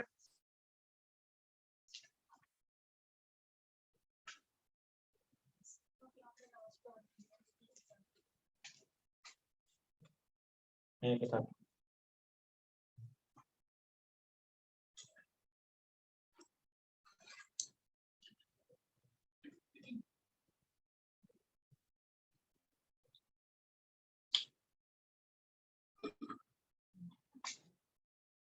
Therefore, owing to outdated irrigation system of Pakistan, ठीक है, a large quantity of water is wasted, which is one of the main reasons of water crisis in Pakistan. तो ये चीजें काफी ध्यान छोड़ेगी, ठीक। अच्छा, sign post and discourse markers. Sign post लगे होते हैं ना जी, ये सड़कों के ऊपर डायरेक्शंस देने के लिए। आप बात कर रहे हो, मैंने कहा कोहेरेंटली करनी है बात, ऑर्गेनाइज्ड फॉर्म में करनी है, क्लैरिटी होनी चाहिए आपकी बात में। तो क्लैरिटी और इस कोहेरेंस के लिए जरूरी है कि अगर आप एक बात या एक आर्गुमेंट को खत्म करके दूसरा आर्गुमेंट आगे रखने लगे हो तो कुछ ना कुछ उसको बताओ कि भाई ये पिछले के साथ कनेक्टेड नहीं है, मैं सांस लेने लगा हूं। वो जो आपने सांस लेके बात स्टार्ट करनी है उसके लिए आप साइन पोस्ट और डिस्कोर्स मार्कर यूज करोगे। साइन पोस्ट क्या होते हैं? साइन पोस्ट ऐसे होते हैं, लेट्स सपोज आपने काजिज पे बात कर ली, ठीक है, सारी काजिज खत्म हो गई, अब आप आगे कॉन्सिक्वेंसेस या इफेक्ट्स की डिस्कस करने जा रहे हो। अब अगर आप डायरेक्टली शुरू कर दोगे इफेक्ट्स बताना, क्या है मतलब आपने कुछ ना कुछ बीच में देना है। अब सम टाइम ये भी लिखे दिखते हैं कुछ राइटर्स कि आप उसके बीच में एक ट्रांजिशनल पैराग्राफ लिख लो। ट्रांजिशनल पैराग्राफ लग्जरी है, आप अफोर्ड नहीं कर सकते, आप उसके लिए डिस्कोर्स मार्कर यूज करो, ठीक है, सॉरी साइन पोस्ट यूज करो। साइन पोस्ट क्या है? Having discussed the causative factors behind water crisis in Pakistan, it is pertinent to say, ठीक है, it is pertinent to say या pertinent to tell, ठीक है, the effects of water crisis in Pakistan socio-economic fabric, ठीक है। एक sentence के अंदर आपने उसको बता दिया मैंने ये बात कर ली है, अब ये pertinent टाइम है डिस्कस करने का, so it is right time कह लो, pertinent करना, it is right time to discuss the effects of water crisis in Pakistan socio-economic fabric, ठीक है। the first among those, ठीक है, these जो आपने भी लिख लिए हैं, दो these जैसे भी आपकी मर्जी हो, ठीक है, ये है। जान छुड़वा ली आपने उस ट्रांजिशनल पैराग्राफ से जिसमें आपने सिर्फ ये बताना था ये काजिज हो गई हैं, अब हम इम्पैक्ट पे बात करने जा रहे हैं। आपने एक सेंटेंस लिखा, जान छुड़वा ली, ठीक है। ऐसे ही जब आप कॉन्सिक्वेंसेस भी बात कर लेते हो, ठीक है, ठीक है, इसमें आप आगे किस पे जा रहे हो? आप बताने जा रहे हो कि हमने वे फॉरवर्ड क्या है, यही होगा ना जी, वे फॉरवर्ड बताने का ये होगा ना। As causes and effects of the water crisis have elaboratedly discussed, so it is right time to discuss, it is right time to put forward some doable measures, ठीक है, या हमारी steps in the right direction क्या के। so first of all ये first in first करके आप start कर लोगे। इसके लिए आपको ट्रांजिशनल पैराग्राफ से जान छूटे, क्यों कि हमारे एस्पायरेंट्स को ये मसला बनता है एंड पे जाके जब मेजर्स लिख रहे होते हैं उधर पीछे 5 लिखे होते हैं, जब लिखने लगते हैं तो टाइम 2 का होता है सिर्फ या 3 का होता है, सिर्फ 2 या 3 का टाइम होता है, फिर कुछ गलती करते हैं एक मर्ज कर देते हैं। जिंदगी में ये गलती नहीं करनी, आपने ग्रामर का रूल ही ब्रेक कर दिया, ऐसे का स्ट्रक्चर ही तबाह कर दिया जब आपने मिक्स कर दिया एक पैराग्राफ के अंदर तीन जो है वो टॉपिक स्टेटमेंट्स को, ठीक है। आपने अगर टाइम कम भी है तो एक के अंदर एक ही बात करनी है ताकि उसका स्ट्रक्चर खराब ना हो। ये नहीं करना मिक्स करके उसको एक जो है वो अचार बना के दे देना जी खाओ, नो, वो इस बात पे फेल करेगा आपको, क्योंकि स्पिरिट है पैराग्राफ की, इसके अंदर आपने टॉपिक सेंटेंस देना है, वो एक ही होता है हमेशा। याद रखें, एक टॉपिक सेंटेंस के अंदर एक ही बात होगी। अगर इरिगेशन सिस्टम की बात हो रही है तो सिर्फ इरिगेशन सिस्टम में बात करनी है आपने, ठीक है, इसके अंदर बाकी चीजें नहीं घुसानी, ठीक है, डैम्स नहीं है इसलिए पानी की कमी है, नो, सिर्फ एक ही बात करनी है। और जब आप एक से ज्यादा मर्ज करोगे तो क्या हो जाएगा, वो तो पैराग्राफ रहेगा ही नहीं, ठीक है, उसका स्ट्रक्चर खराब कर दिया आपने, इसलिए ये गलती नहीं करनी। तो आप जब एंड पे जाते हो तो आपके पास टाइम कम होता है, तो आपकी ट्रांजिशनल पैराग्राफ से बचने के लिए साइन पोस्ट का यूज करो। ये मैं आपको इंशाल्लाह लिस्ट दूंगा इसकी, ठीक है, ये 5, 7, 8 में आपको दूंगा, बड़े अच्छे बड़े अट्रैक्टिव जो आपने लगाने हैं और जान चढ़वा के निकल जाना, ठीक हो गया। और पढ़ने वाले को भी पता चलेगा कि इसमें कोई लॉजिकल कोहेरेंस है कि बंदे ने एक बात कंप्लीट की है और अगली बात पे ले जाकर मेरी उंगली पकड़ के बता रहा है कि मैं आगे जा रहा हूँ, ठीक है, इट्स ओके, मैंने काजिज बता रही है, मैं इफेक्ट्स पे जा रहा हूँ। मैंने तुम्हें बता दिया कि पाकिस्तान के एजुकेशन जो सिस्टम है, जो दुनिया का कोई भी एजुकेशन सिस्टम है, उसकी रिस्पॉन्सिबिलिटीज क्या होती हैं। अब मैं आगे जाने लगा हूँ, ये लगी हूँ कि पाकिस्तान का जो एजुकेशन सिस्टम है उसने अज्यूम क्यों नहीं किया अपनी रिस्पॉन्सिबिलिटी बताने के लिए। तो ये जो बीच में साइन पोस्ट का इस्तेमाल है, ये आपका क्या करेगा, जोड़ देगा उसको, आपकी ऑर्गेनाइजेशन बेहतर कर देगा। ठीक है, उसके बाद इससे भी पहले एक चीज आएगी, पैराग्राफ जो लेट्स सपोज ये तो हो गया, आपने एक प्राइमरी हेडर को डिस्कस कर लिया और अगला प्राइमरी हेडर डिस्कस करने जा रहे हो। लेकिन अगर एक प्राइमरी हेडर के सब हेडर्स डिस्कस कर रहे हो तो जो पहला शुरू करोगे उससे पहले क्या लिखोगे, ऐसी बात शुरू कर दोगे। पहला फर्स्ट थिंग फर्स्ट कर सकते हो, फर्स्टली कर सकते हो, ठीक हो गया। तो आप इस तरह करके शुरू करोगे। जब पहली बात कर ली तो अगली बात करने के लिए आपने क्या करना है, क्या करना है, हमने ट्रांजिशनल वर्ब यूज करना है यहाँ पे। ठीक है, ठीक हो गया। मोर ओवर, फर्दर मोर, ठीक है। अगर पीछे बात की, अगर वैसी बात आ गया तो सिमिलरली, अगर उससे कंट्रास्ट में है तो ऑन दी अदर हैंड। इन सब के बाद कॉमा डालना है, आप नहीं डालते, मैंने चेक किया है, सब के बाद कॉमा डालना है। ठीक है, कुछ डालते हैं, ज्यादा नहीं डालते। ठीक है, इसके बाद कॉमा होगा, उसके बाद अगली बात करनी है। ठीक हो गया। इसी तरीके से जब आप एंड पे आओगे, कंक्लूडिंग स्टेटमेंट देने लगोगे, तो उसके अंदर फिर आपने ये काम करना है, उसको फिर बताना है कि मैं कंक्लूड करने जा रहा हूं, हेंस, देयरफॉर, ठीक है, दस, इस तरह के वर्ड यूज करने हैं। ठीक हो गया। तो वो वर्ड यूज करने के बाद हेंस, दस, इस तरह के वर्ड के बाद भी कामा डालना है। ये कामा कामा बता रहा हूँ आपको, कामा की गलती नहीं करते हो। ठीक है, तो आपने उसको बता देना कि मैंने आर्गुमेंट कंक्लूड कर दिया। सम टाइम ये होता है कि आपको इनकी जरूरत नहीं होती कंक्लूड करते हुए। ठीक है, जरूरत नहीं होती, आपने इतना लॉजिकली इसको कंक्लूड किया होता है कि आपकी बात उसको वैसे ही समझ आ रही होती है कि बात खत्म हो रही है इसकी। तो आपको जरूरी नहीं है कि आप अगला सेंटेंस फिर जरूर लिखो देयरफॉर वाला या दैट्स वाला, नहीं। अगर आपने लॉजिकली कंक्लूड कर दिया है, इट्स ओके। अगर आप समझ रही हो कि मैं कंक्लूड करने जा रहा हूँ तो मैं 10 सेंस लगा लूँ, इस तरह की चीजें, तो वर्ब लगा लो, कोई मसला नहीं है। लेकिन जबरदस्ती नहीं एक सेंटेंस एक्स्ट्रा बनाना। ये गलतियां मैंने देखी हैं बच्चों की कि वो जबरदस्ती के एक्स्ट्रा सेंटेंस बनाते हैं सिर्फ ये बताने के लिए कि सर जी मैंने देयरफॉर यूज किया था। ठीक है, तो ये हरकत नहीं करनी। ओके, अगर ये बात समझ आ गई तो एक पैराग्राफ के अंदर ये पहला पार्ट बता दिया मैंने आपका। उसके बाद जो आपने टॉपिक सेंटेंस पे बात की है, तो इरिगेशन सिस्टम के अंदर आपने आर्गुमेंट सपोर्टिंग देने हैं। ये बात आपने बहुत बड़ी छोड़ तो दी, इस छोड़ी हुई बात को आपने साबित करना है यहाँ पे। तो मैंने आपको करके दिया, 30 मिलियन एकड़ फीट पानी आ रहा है तो 9 मिलियन एकड़ फीट आपको फार्म पे रिसीव हो रहा है। इसकी वजह से हमारी जो एग्रीकल्चर की जो जीडीपी है दुनिया की लोएस्ट है, वन ऑफ द लोएस्ट। ठीक है, तो हम बताएंगे कि उसके बाद आप कहेंगे therefore it can be said there is not a iota of saying. ठीक है, ये बात क्या है कि आप कहोगे कि पाकिस्तान इरिगेशन सिस्टम हमारी वाटर क्राइसिस का। ओके, आगे चलते हैं। अगला पैराग्राफ जब आएगा तो उसमें भी यही शुरू में होगा, शुरू में वही होगा, साइन पोस्ट में इधर यूज होगा, डिस्कोर्स मार्कर यूज होगा। उसके बाद आपने उसको सपोर्टिंग आर्गुमेंट देना, फिर डिस्कोर्स मार्कर यूज करके आपने कंक्लूड कर देना। और ये मैं कंक्लूड करने में बार बार कह रहा हूँ, डिस्कोर्स मार्कर की जरूरत है, देयरफॉर द सेंस की जरूरत है तब लगाना। ये नहीं कि आप ऑलरेडी कंक्लूड कर चुके हो दोबारा कंक्लूड करने लगे सेंटेंस, ये हरकत नहीं करनी। अगर बनता है तो जरूर करना है। इसी तरह करते हुए आपने इस चीज पे आ जाना, इस पे आ जाना है कंक्लूजन पे। कंक्लूजन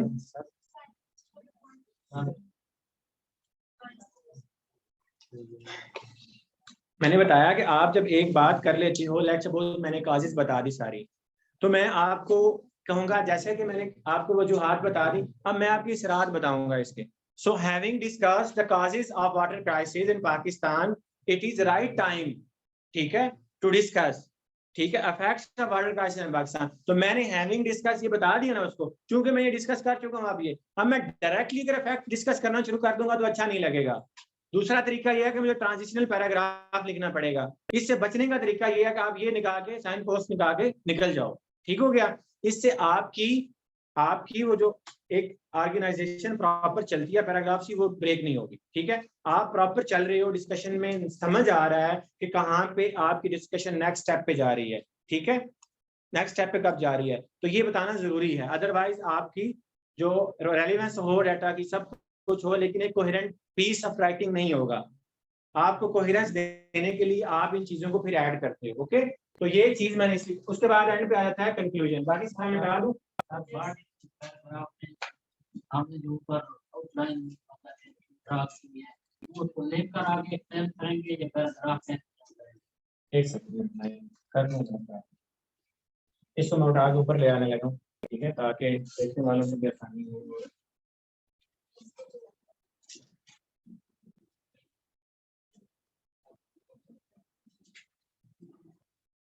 क्या आप बताएं? हमें सर वो मतलब लिख कर आगे उसको एक्सटेंड करेंगे या पैराग्राफ में एक्सटेंड कर देंगे? आउटलाइन के अंदर एक्सप्लेन नहीं करना। आउटलाइन तो बनाई इसलिए ना कि एक पिक्चर दे सको, एक मैप दे सको कि मैं कैसे मूव करूंगा ऐसे के अंदर। ये आपका एक मैप है, एक रास्ता बता दिए कि मैंने इस तरीके से मूव करना है। वो स्केच, वो पिक्चर आपकी उसको एक जेन में बता देगा कि आई व्यू देगा, बर्ड आई व्यू दे देगा। आपने आगे जाके एक्सप्लेन करना है, उसके अंदर कुछ नहीं लिखना। सिर्फ पैराग्राफ का जो आर्गुमेंट होगा ना, जो आपकी टॉपिक स्टेटमेंट होनी है, बस वो लिखनी है वहां पे। जैसे मैंने ये आपको लिखी हुई थी, ये आपकी आउटलाइन के मेन हेडर, प्राइमरी हेडर के नीचे एक आ जाएगा। 2 नंबर पे था ना, काजिद वाटर क्लास इन पाकिस्तान 2.1, ये आ जाएगा, ठीक है। 2.2 कुछ और आ जाएगा। तो आपने ये जब आगे पैराग्राफ स्टार्ट करना है तो शुरू में इसको लिखना है, और इससे पहले क्या लिखना है, डिस्कोर्स मार्कर लगाना है अगर बनता है तो, ठीक है। मोर ओवर फर्दर मैं बताऊंगा, आपको लिस्ट दूंगा पूरी। तो किसी भी पैराग्राफ के स्टार्ट में सर सबसे पहले स्टेटमेंट या टॉपिक सेंटेंस जो टॉपिक उसके बाद सपोर्टिंग सर टॉपिक स्टेटमेंट क्या है, वो हमारी वो आउटलाइन ही है, एग्जैक्ट या वो कुछ एग्जैक्ट वो होनी चाहिए, तकरीबन यही रिकमेंडेड है, ठीक है। लेकिन अगर लेट सपोज आपको याद है कि मैंने क्या लिखा था, एग्जैक्ट वर्ड्स नहीं याद, तो आप पीछे जाके देखना नहीं चाहते, जहमत नहीं करना चाहते, अच्छी खासी जहमत होती है, क्योंकि फ्रंट पेज पे हो ना, अगर लेट सपोज कि मेरे पास ये है, इस तरीके से हो, अगर मैंने इधर लिख रहा हूं तो मैंने सिर्फ पीछे वाला पेपर देखा, फर्स्ट नंबर पे ही देखना है, फिर तो मेरे लिए कोई मुसीबत नहीं है।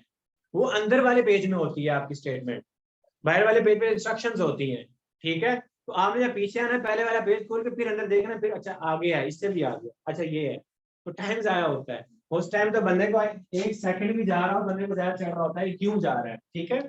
उस टाइम बंदे का दिल होता है तो मैं बोली जाऊँ, कोई लिखी जाए मेरे लिए, ठीक है। नेक्स्ट क्वेश्चन है, हम जब कंक्लूड कर रहे हैं जी तो जी उसमें सर हमने कहा कि कंक्लूडिंग स्टेटमेंट है वो जस्टिफाई करिए टॉपिक स्टेटमेंट और थीसिस स्टेटमेंट। सर हर पैराग्राफ में थीसिस स्टेटमेंट जस्टिफाई होगी। मैंने कहा जहां आप दोनों को कर पा रहे हो वहां मस्ट करोगे, जहां पे दोनों नहीं हो पा रहे तो एटलीस्ट टॉपिक स्टेटमेंट को मस्ट करना है एंड पे जाके जस्टिफाई, ठीक हो गया। देखे ना, आपकी टॉपिक स्टेटमेंट आपके थीसिस को जस्टिफाई कर रही है। अगर टॉपिक स्टेटमेंट का कंक्लूजन आपके थीसिस स्टेटमेंट को और टॉपिक स्टेटमेंट दोनों को जस्टिफाई कर रहा है, इससे बेहतर क्या बात हो सकती है। अगर आप नहीं कर पा रहे, टॉपिक स्टेटमेंट जरूर जस्टिफाई करे वो एंड पे जाके, ठीक हो गया। ओके, यहाँ तक ओके है जी। तो जो एवरेज होता है, ये सर इसके बारे में बताइएगा। क्या क्या ये जो एवरेज छोटा होता है 2 लाइन का, ये इसके बारे में वो मैं बता देता हूँ। वो ये अच्छा सवाल किया। देखें, ये आप लिख रहे हो, आपका यहाँ जाके खत्म हुआ पैराग्राफ, ठीक है।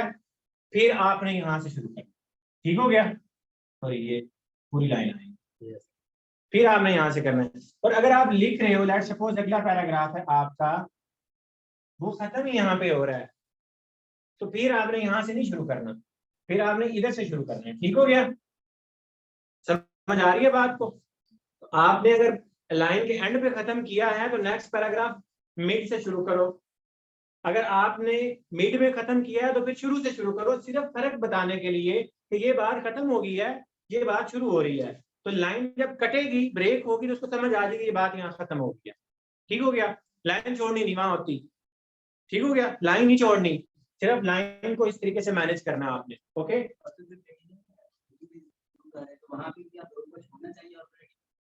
किसको दो कुछ होना चाहिए, जो बिल्डिंग से स्टार्ट कर रहे हैं तो क्या नहीं, फर्स्ट वाला इधर से फर्स्ट वाला इधर से, जी जी फर्स्ट वाला, क्योंकि इससे पहले कोई चीज नहीं है ना।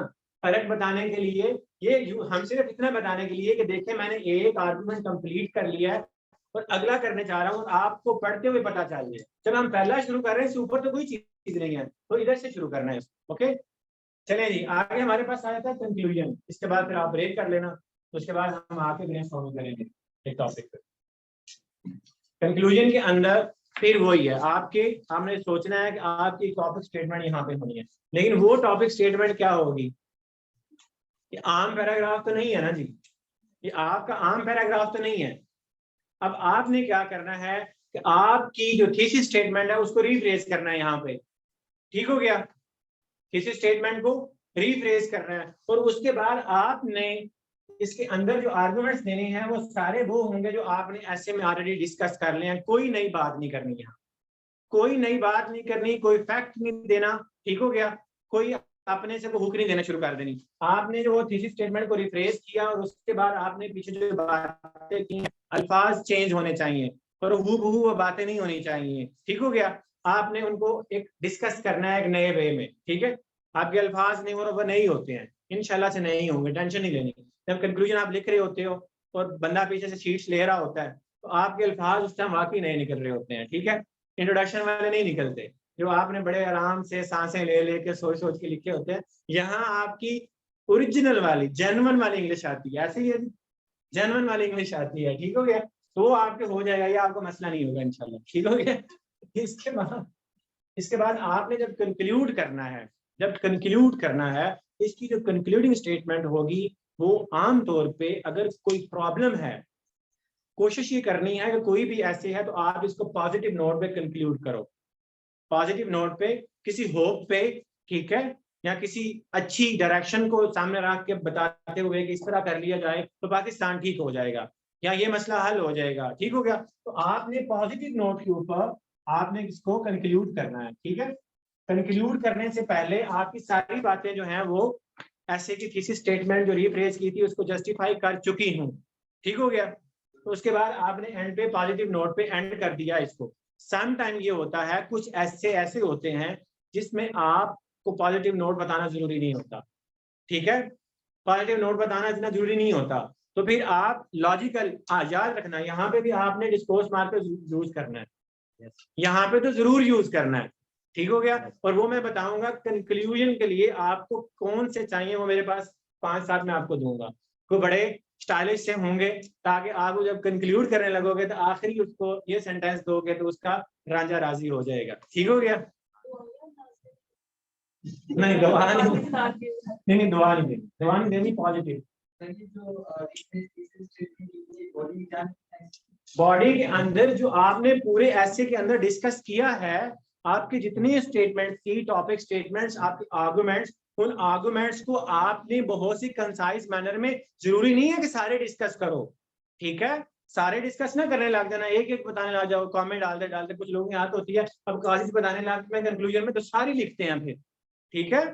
आपने ब्रॉडली डिस्कस करना है और कोशिश करनी है अगर 1, 2, 3 हेडर्स अगर एक ब्रॉड हेडर के अंडर आ जाते हैं तो आप वो यूज करो, ठीक हो गया। तो आपने बेसिकली क्या कर रहे हो कि आप उस एरिया को टच कर रहे हो जो आपने आर्ग्यू किया है, तो आप अपने आर्ग्यूमेंट को रीफ्रेज करके दोबारा बता रहे हो कि मैंने जो बातें की हैं मैं वही बातें दोबारा कर रहा हूं क्योंकि मैं अपना केस क्लोज करने जा रहा हूं, ठीक हो गया। कोर्ट में जब भी केस चलता है तो एंड पे क्लोजिंग के लिए अलग टाइम दिया जाता है, ठीक है। तो क्लोजिंग में आपने सारे आर्गुमेंट्स दोबारा आपके वही आर्गुमेंट कंक्लूड करते हैं, तो आपने सेम समझो कि आपने केस पुट किया, अब आप उसके बाद कंक्लूड करने लगे हो, तो कंक्लूजन में आपने कोशिश करनी है कि जो कुछ आपने बात कर दी वो ज्यादा जोर के साथ उसको समझ आए, ठीक है, उसको समझ आए। वर्ड्स चेंज हो सकते हैं लेकिन बात वही होगी, ठीक हो गया। और नई बात नहीं करते। अगर आपके पास इतना टाइम है कंक्लूजन के एंड पे कोटेशन लिखने वाला तो जरूर लिखें। नहीं क्वेश्चन स्टाइल में नो क्वेश्चन स्टाइल में आपने क्वेश्चन का आंसर किया है, एंड पे जाके नया क्वेश्चन नहीं छोड़ना गोल मूवी की तरह, ठीक है, सही है।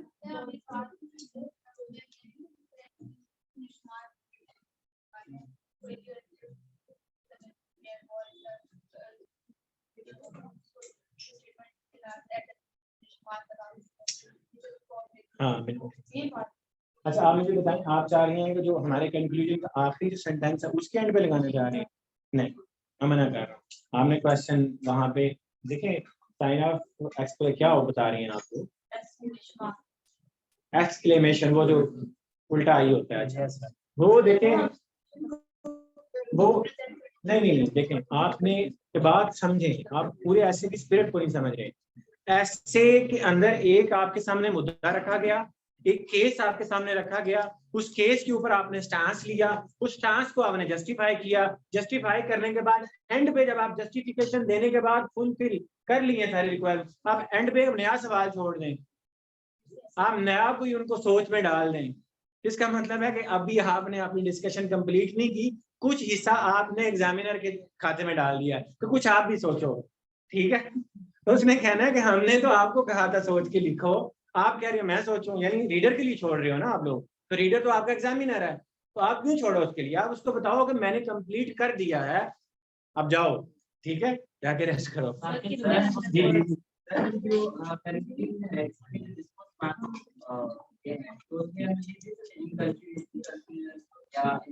देखिए मैं बताता हूँ,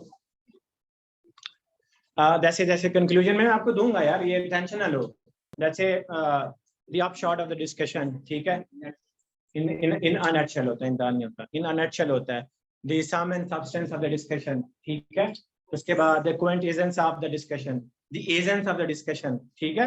इस तरह करके आप चला सकते हो, तो मैं आपको दूंगा इंशाल्लाह, वो सारे आपके काम आएंगे, वो मैंने बनाया उसके अंदर आखिरी दिन आपको यही चीजें दिखानी है, तो आप रटो और लिखो इनको याद करो। आपको मैंने कहा है कि वो आखिरी दिन क्लास का आखिरी होगा, मेरा आखिरी नहीं होगा, मैं आपका इंशाल्लाह एवेल्युएट करता रहूंगा, ठीक हो गया। आप मुझे भेजते रहे, मैं आपको मैं बता दूंगा आपको, ठीक है। वो चीजें देखिए, आखिरी दिन आपने कंक्लूजन पे जाना है, उससे पहले जब आप डिस्कोर्स मार्क्स आएंगे ना दूसरे पैराग्राफ से, आपको कुछ टाइम बता दिए जाएंगे, तो कंक्लूजन के एंड पे बता दूंगा आपको, आखिरी दिन होगा। हाँ, कंक्लूजन की लेंथ डिटरमिन, आप वैसे तो इंट्रोडक्शन और कंक्लूजन का साइज एक जैसा होना चाहिए, आमतौर पे ये थंब रूल है कि इंट्रोडक्शन और कंक्लूजन का साइज सेम होना चाहिए, लेकिन अगर नहीं श्योरली टाइम कम होता है तो एटलीस्ट जो आम पैराग्राफ का आपका जो 100 के करीब वर्ड है उसके भी 100 के करीब जरूर होने चाहिए, क्योंकि कंक्लूजन के अंदर आप वही सारी बातें कर रहे हो जो इंट्रोडक्शन में की थी।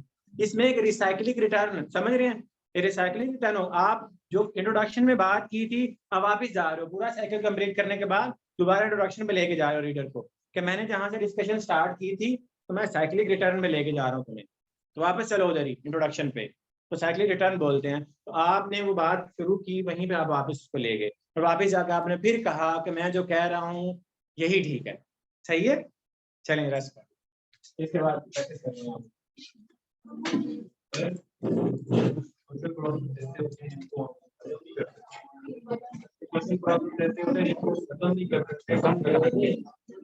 जैसे पॉवर्टी मेजर होते हैं ना, तो तीन तरह के होते हैं, रिमेडियल मेजर होते हैं, प्रिवेंटिव मेजर होते हैं, प्रोएक्टिव मेजर होते हैं। पॉजिटिव बोलना ना, रिमेडियल, प्रोएक्टिव, तीसरा मैंने कौन बताया आपको, प्रिवेंटिव। आपने देखना है प्रिवेंट नहीं हो सकता, रिमेडियल मेजर को समझिए, प्रिवेंट नहीं चीज हो सकती, रिमेडियल हो सकती, यही आप देखना, देखो कि इतना रिमेडियल मेजर्स बोला, निगेटिव मेजर्स हो नहीं सकते। अब आप हर पूरे डिजास्टर को कंप्लीटली प्रिवेंट नहीं कर सकते, तो आप वहां पे रिमेडियल मेजर्स दोगे, 100% पावर देने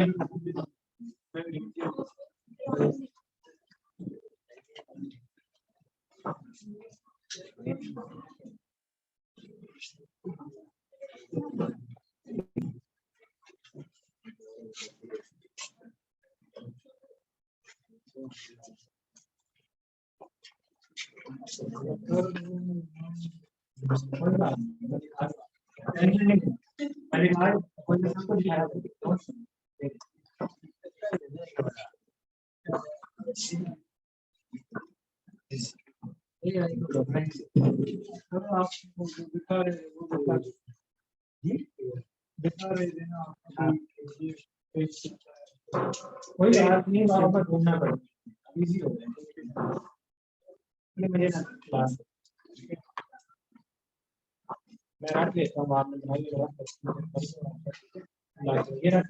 एक ये बात याद रखना, एक टीचर का चेक केवल दूसरे टीचर को चेक नहीं करना, ठीक है। वो उसने आपने एंगल सेंड किया, मैं भेज दूंगा आपको, फिर टीचर की चलता है, ठीक है। मैं चेक ही नहीं करता, टीचर का चेक किया, कोई भी टीचर नहीं करता, ठीक है। आप मुझे नहीं चेक करनी, जैसे मैं चेक करवा दूंगा मैम नहीं, वो भी टीचर नहीं है, वो टीचर नहीं है, वो मैम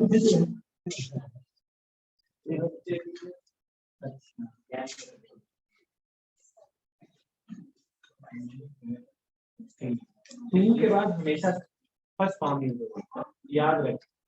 जो सा मर्जी आपने हेड यूज किया लेकिन आगे टू लगा दिया, सबको मैं बता रहा हूँ, टू के साथ हमेशा फर्स्ट फॉर्म लगे, ठीक है, ये टू के साथ तीन लगे, ठीक है, ये रूल है, ये मैंने थोड़ा सिंपलिसिटी करने के लिए लिखा है, ठीक है, और ये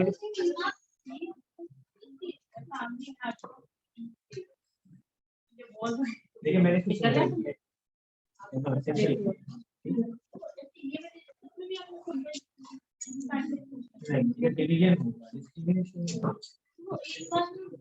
सोशल चीज नहीं है इस तरह, फिर आपने साबित करना कि आगे बताओ मैं किस तरह से बात कर रहा हूँ, देखिए हमने कहा any social discrimination that is caste, race, age and poor, ये डिस्क्रिमिनेशन नहीं हो रहा, ये डिवीजन हो रही है।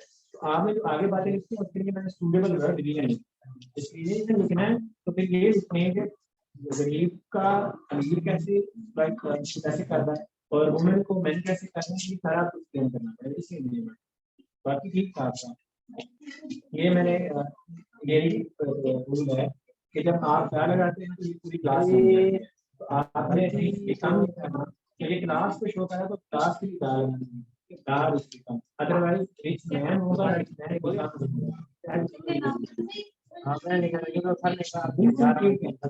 यही तो बताएगी आपको, कॉम्प्लेक्स ना करना, बहुत अच्छा लिखा है, सिर्फ ये गलती है।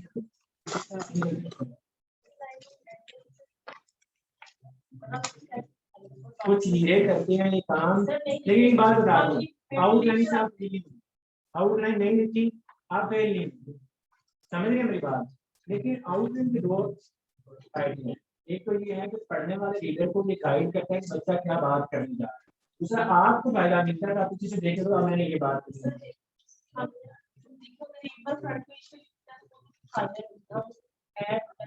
लिखना, स्पीड अच्छी है एक्टिंग, स्पीड अच्छी है और मैं तो ये लेकिन मेरे ख्याल से जीएसएस में आपको ऐसी स्पेस नहीं देता कि आप बाद में सोचिए, लिखते हुए आपको सोचने में टाइम नहीं मिलेगा, आपने लिखा हुआ है तो आपको पता होगा कि जब आप एक दफा ये काम कर लो बाहर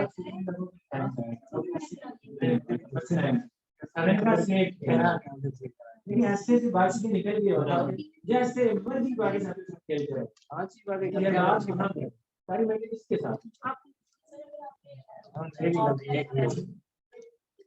थोड़ा थोड़ा सा गौर करना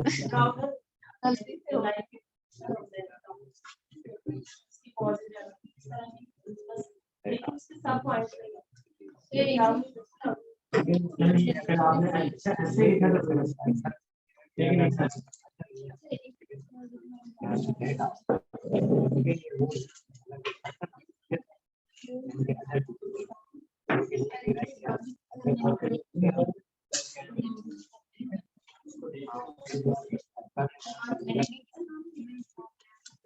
आपके लिए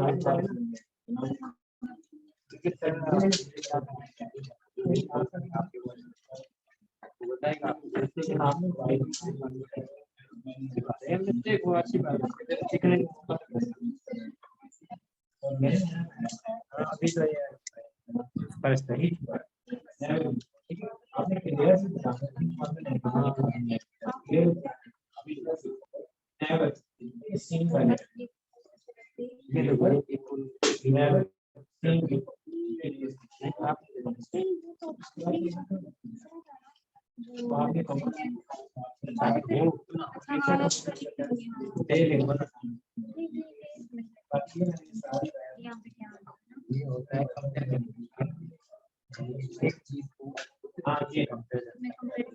ये जो जितने भी बच्चे यहाँ बैठे हैं बात ग्रामर का रूल है कि कंपैरिजन हमेशा दो एक लाहौर से अगर ध्यान में कहते हैं ना कितना पाकिस्तान और इंडियन, ठीक है, इंडियन तो गलत है, देन दोज आर इंडियन अलग है, पर आप पाकिस्तान अगर फिर इंडिया के पीछे होंगे, समझ रहे हैं?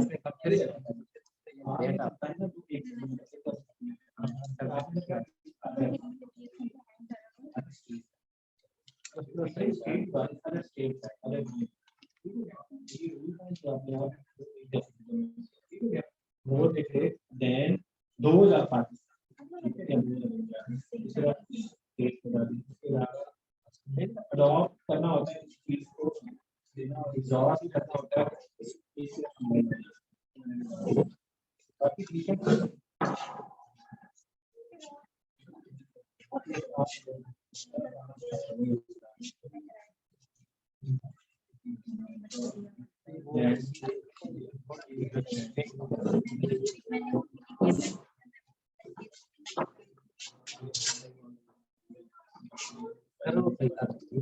छोड़ दो आप।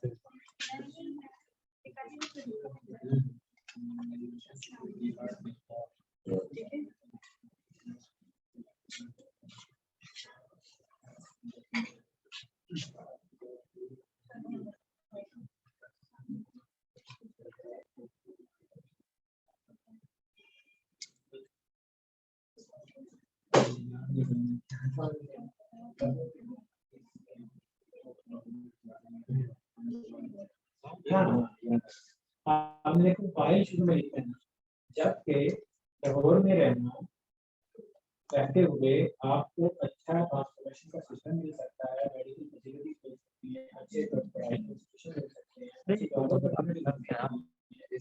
वैक्सीन मिल सकता है, वैक्सीन मिल सकती है। जबकि के बाद आगे क्या, जब फाइल शुरू में लगाना है आगे बात कंप्लीट करनी है, आगे बताना है, लेकिन लाहौर के अंदर ठीक हो गया।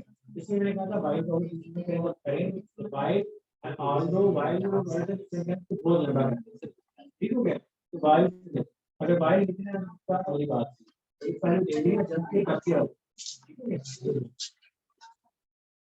आपका रूल क्या है? हेलो रीडिंग प्रॉब्लम होगा, यहाँ पे भी वर्ड करना है, वन ऑफ द मैनी में से वन ले लो, मैनी में से वन ले लो। तो जब मैनी में से वन लेंगे तो मैनी के साथ एस लगेगा ना, तो जब वन ऑफ द करोगे तो ये रूल याद रखो, वन ऑफ हमेशा मैनी होता है। तो ये आप सारे सुन लो, one of the leading problems होगा, one of the leading problem नहीं होगा। फेसबुक पे सोशल मीडिया पे ऐसे देखो one of my best personality, तो गलत है। One of my best personalities, yes sir, मेरी बेस्ट पर्सनालिटीज में से एक। समझ आ गया लॉजिकली क्यों ऐसे लगना है, तो ये याद रखना है, ये रूल का मसला है। आपसे क्या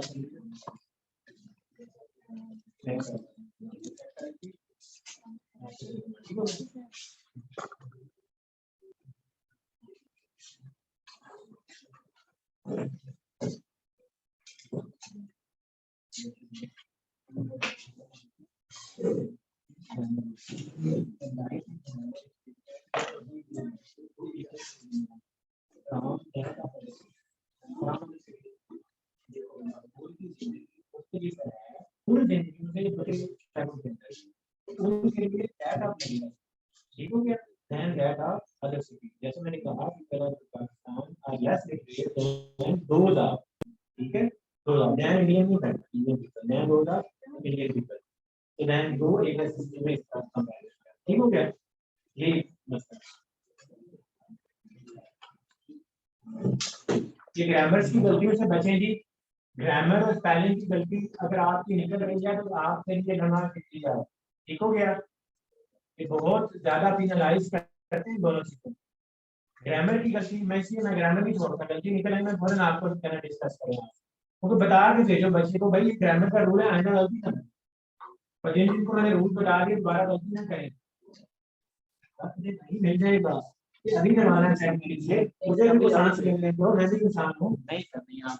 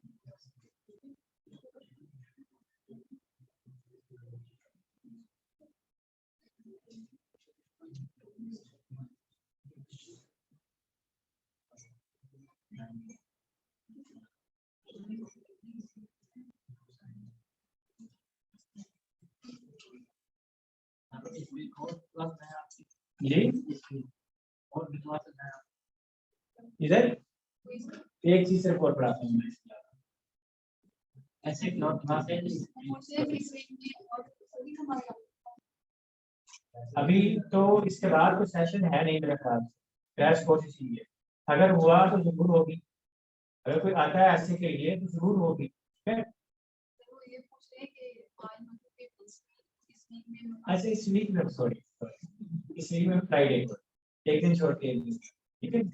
इसके अलावा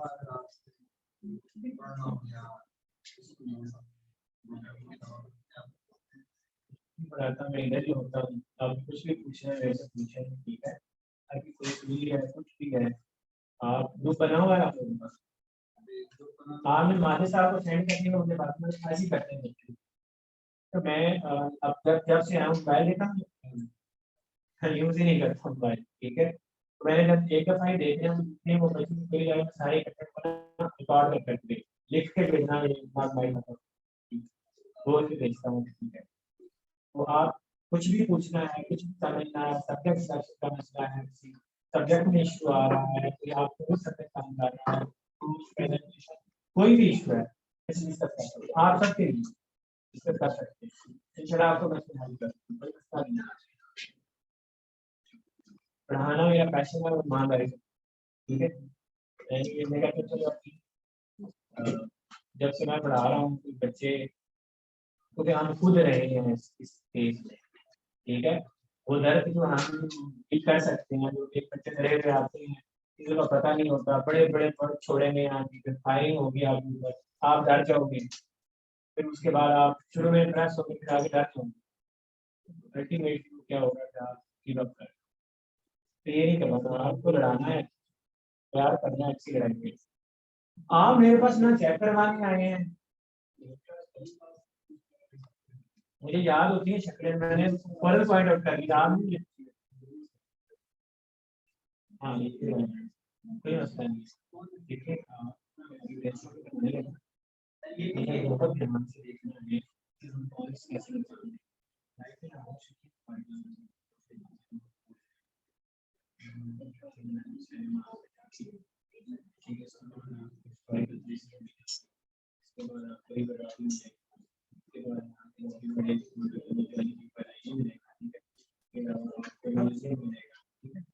उसके बाद आपको कॉस्मेटिक लाइफ मिलेगी, ठीक है। मैंने मिसाल दी ये सारी बातें सीख के आने के बाद आप किस बात में नहीं ठीक हो गया। मैं यहाँ जाके आप एक करो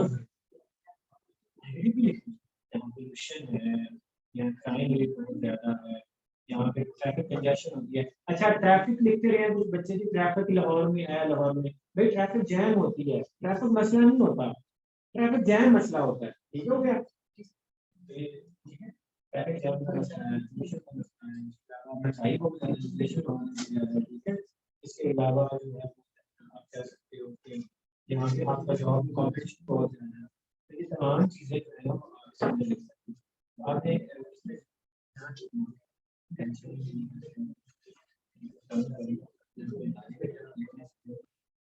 आप इस चीज को समझ आ रही है, ये चीजें मैंने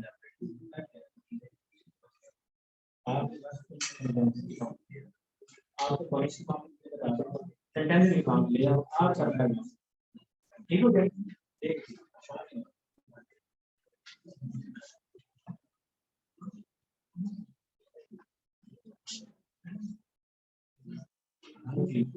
आपकी इंग्लिश बड़ी अच्छी है,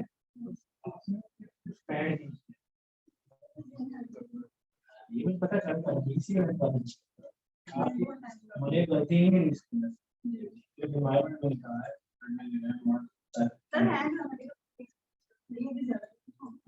कोई बात नहीं, लेकिन ठीक है मैंने कंपैरेटिव हाँ, लेकिन ये आपकी आइडिया कनेक्ट कैसे करना है अपने आप को ब्रेनस्टॉर्म करना होगा। जब आपके पास बहुत सी चीजें आ रही हैं आपको समझ आती है कि आप चीजों को वेरीफाई नहीं कर सकते, आपसे करेगा के अंदर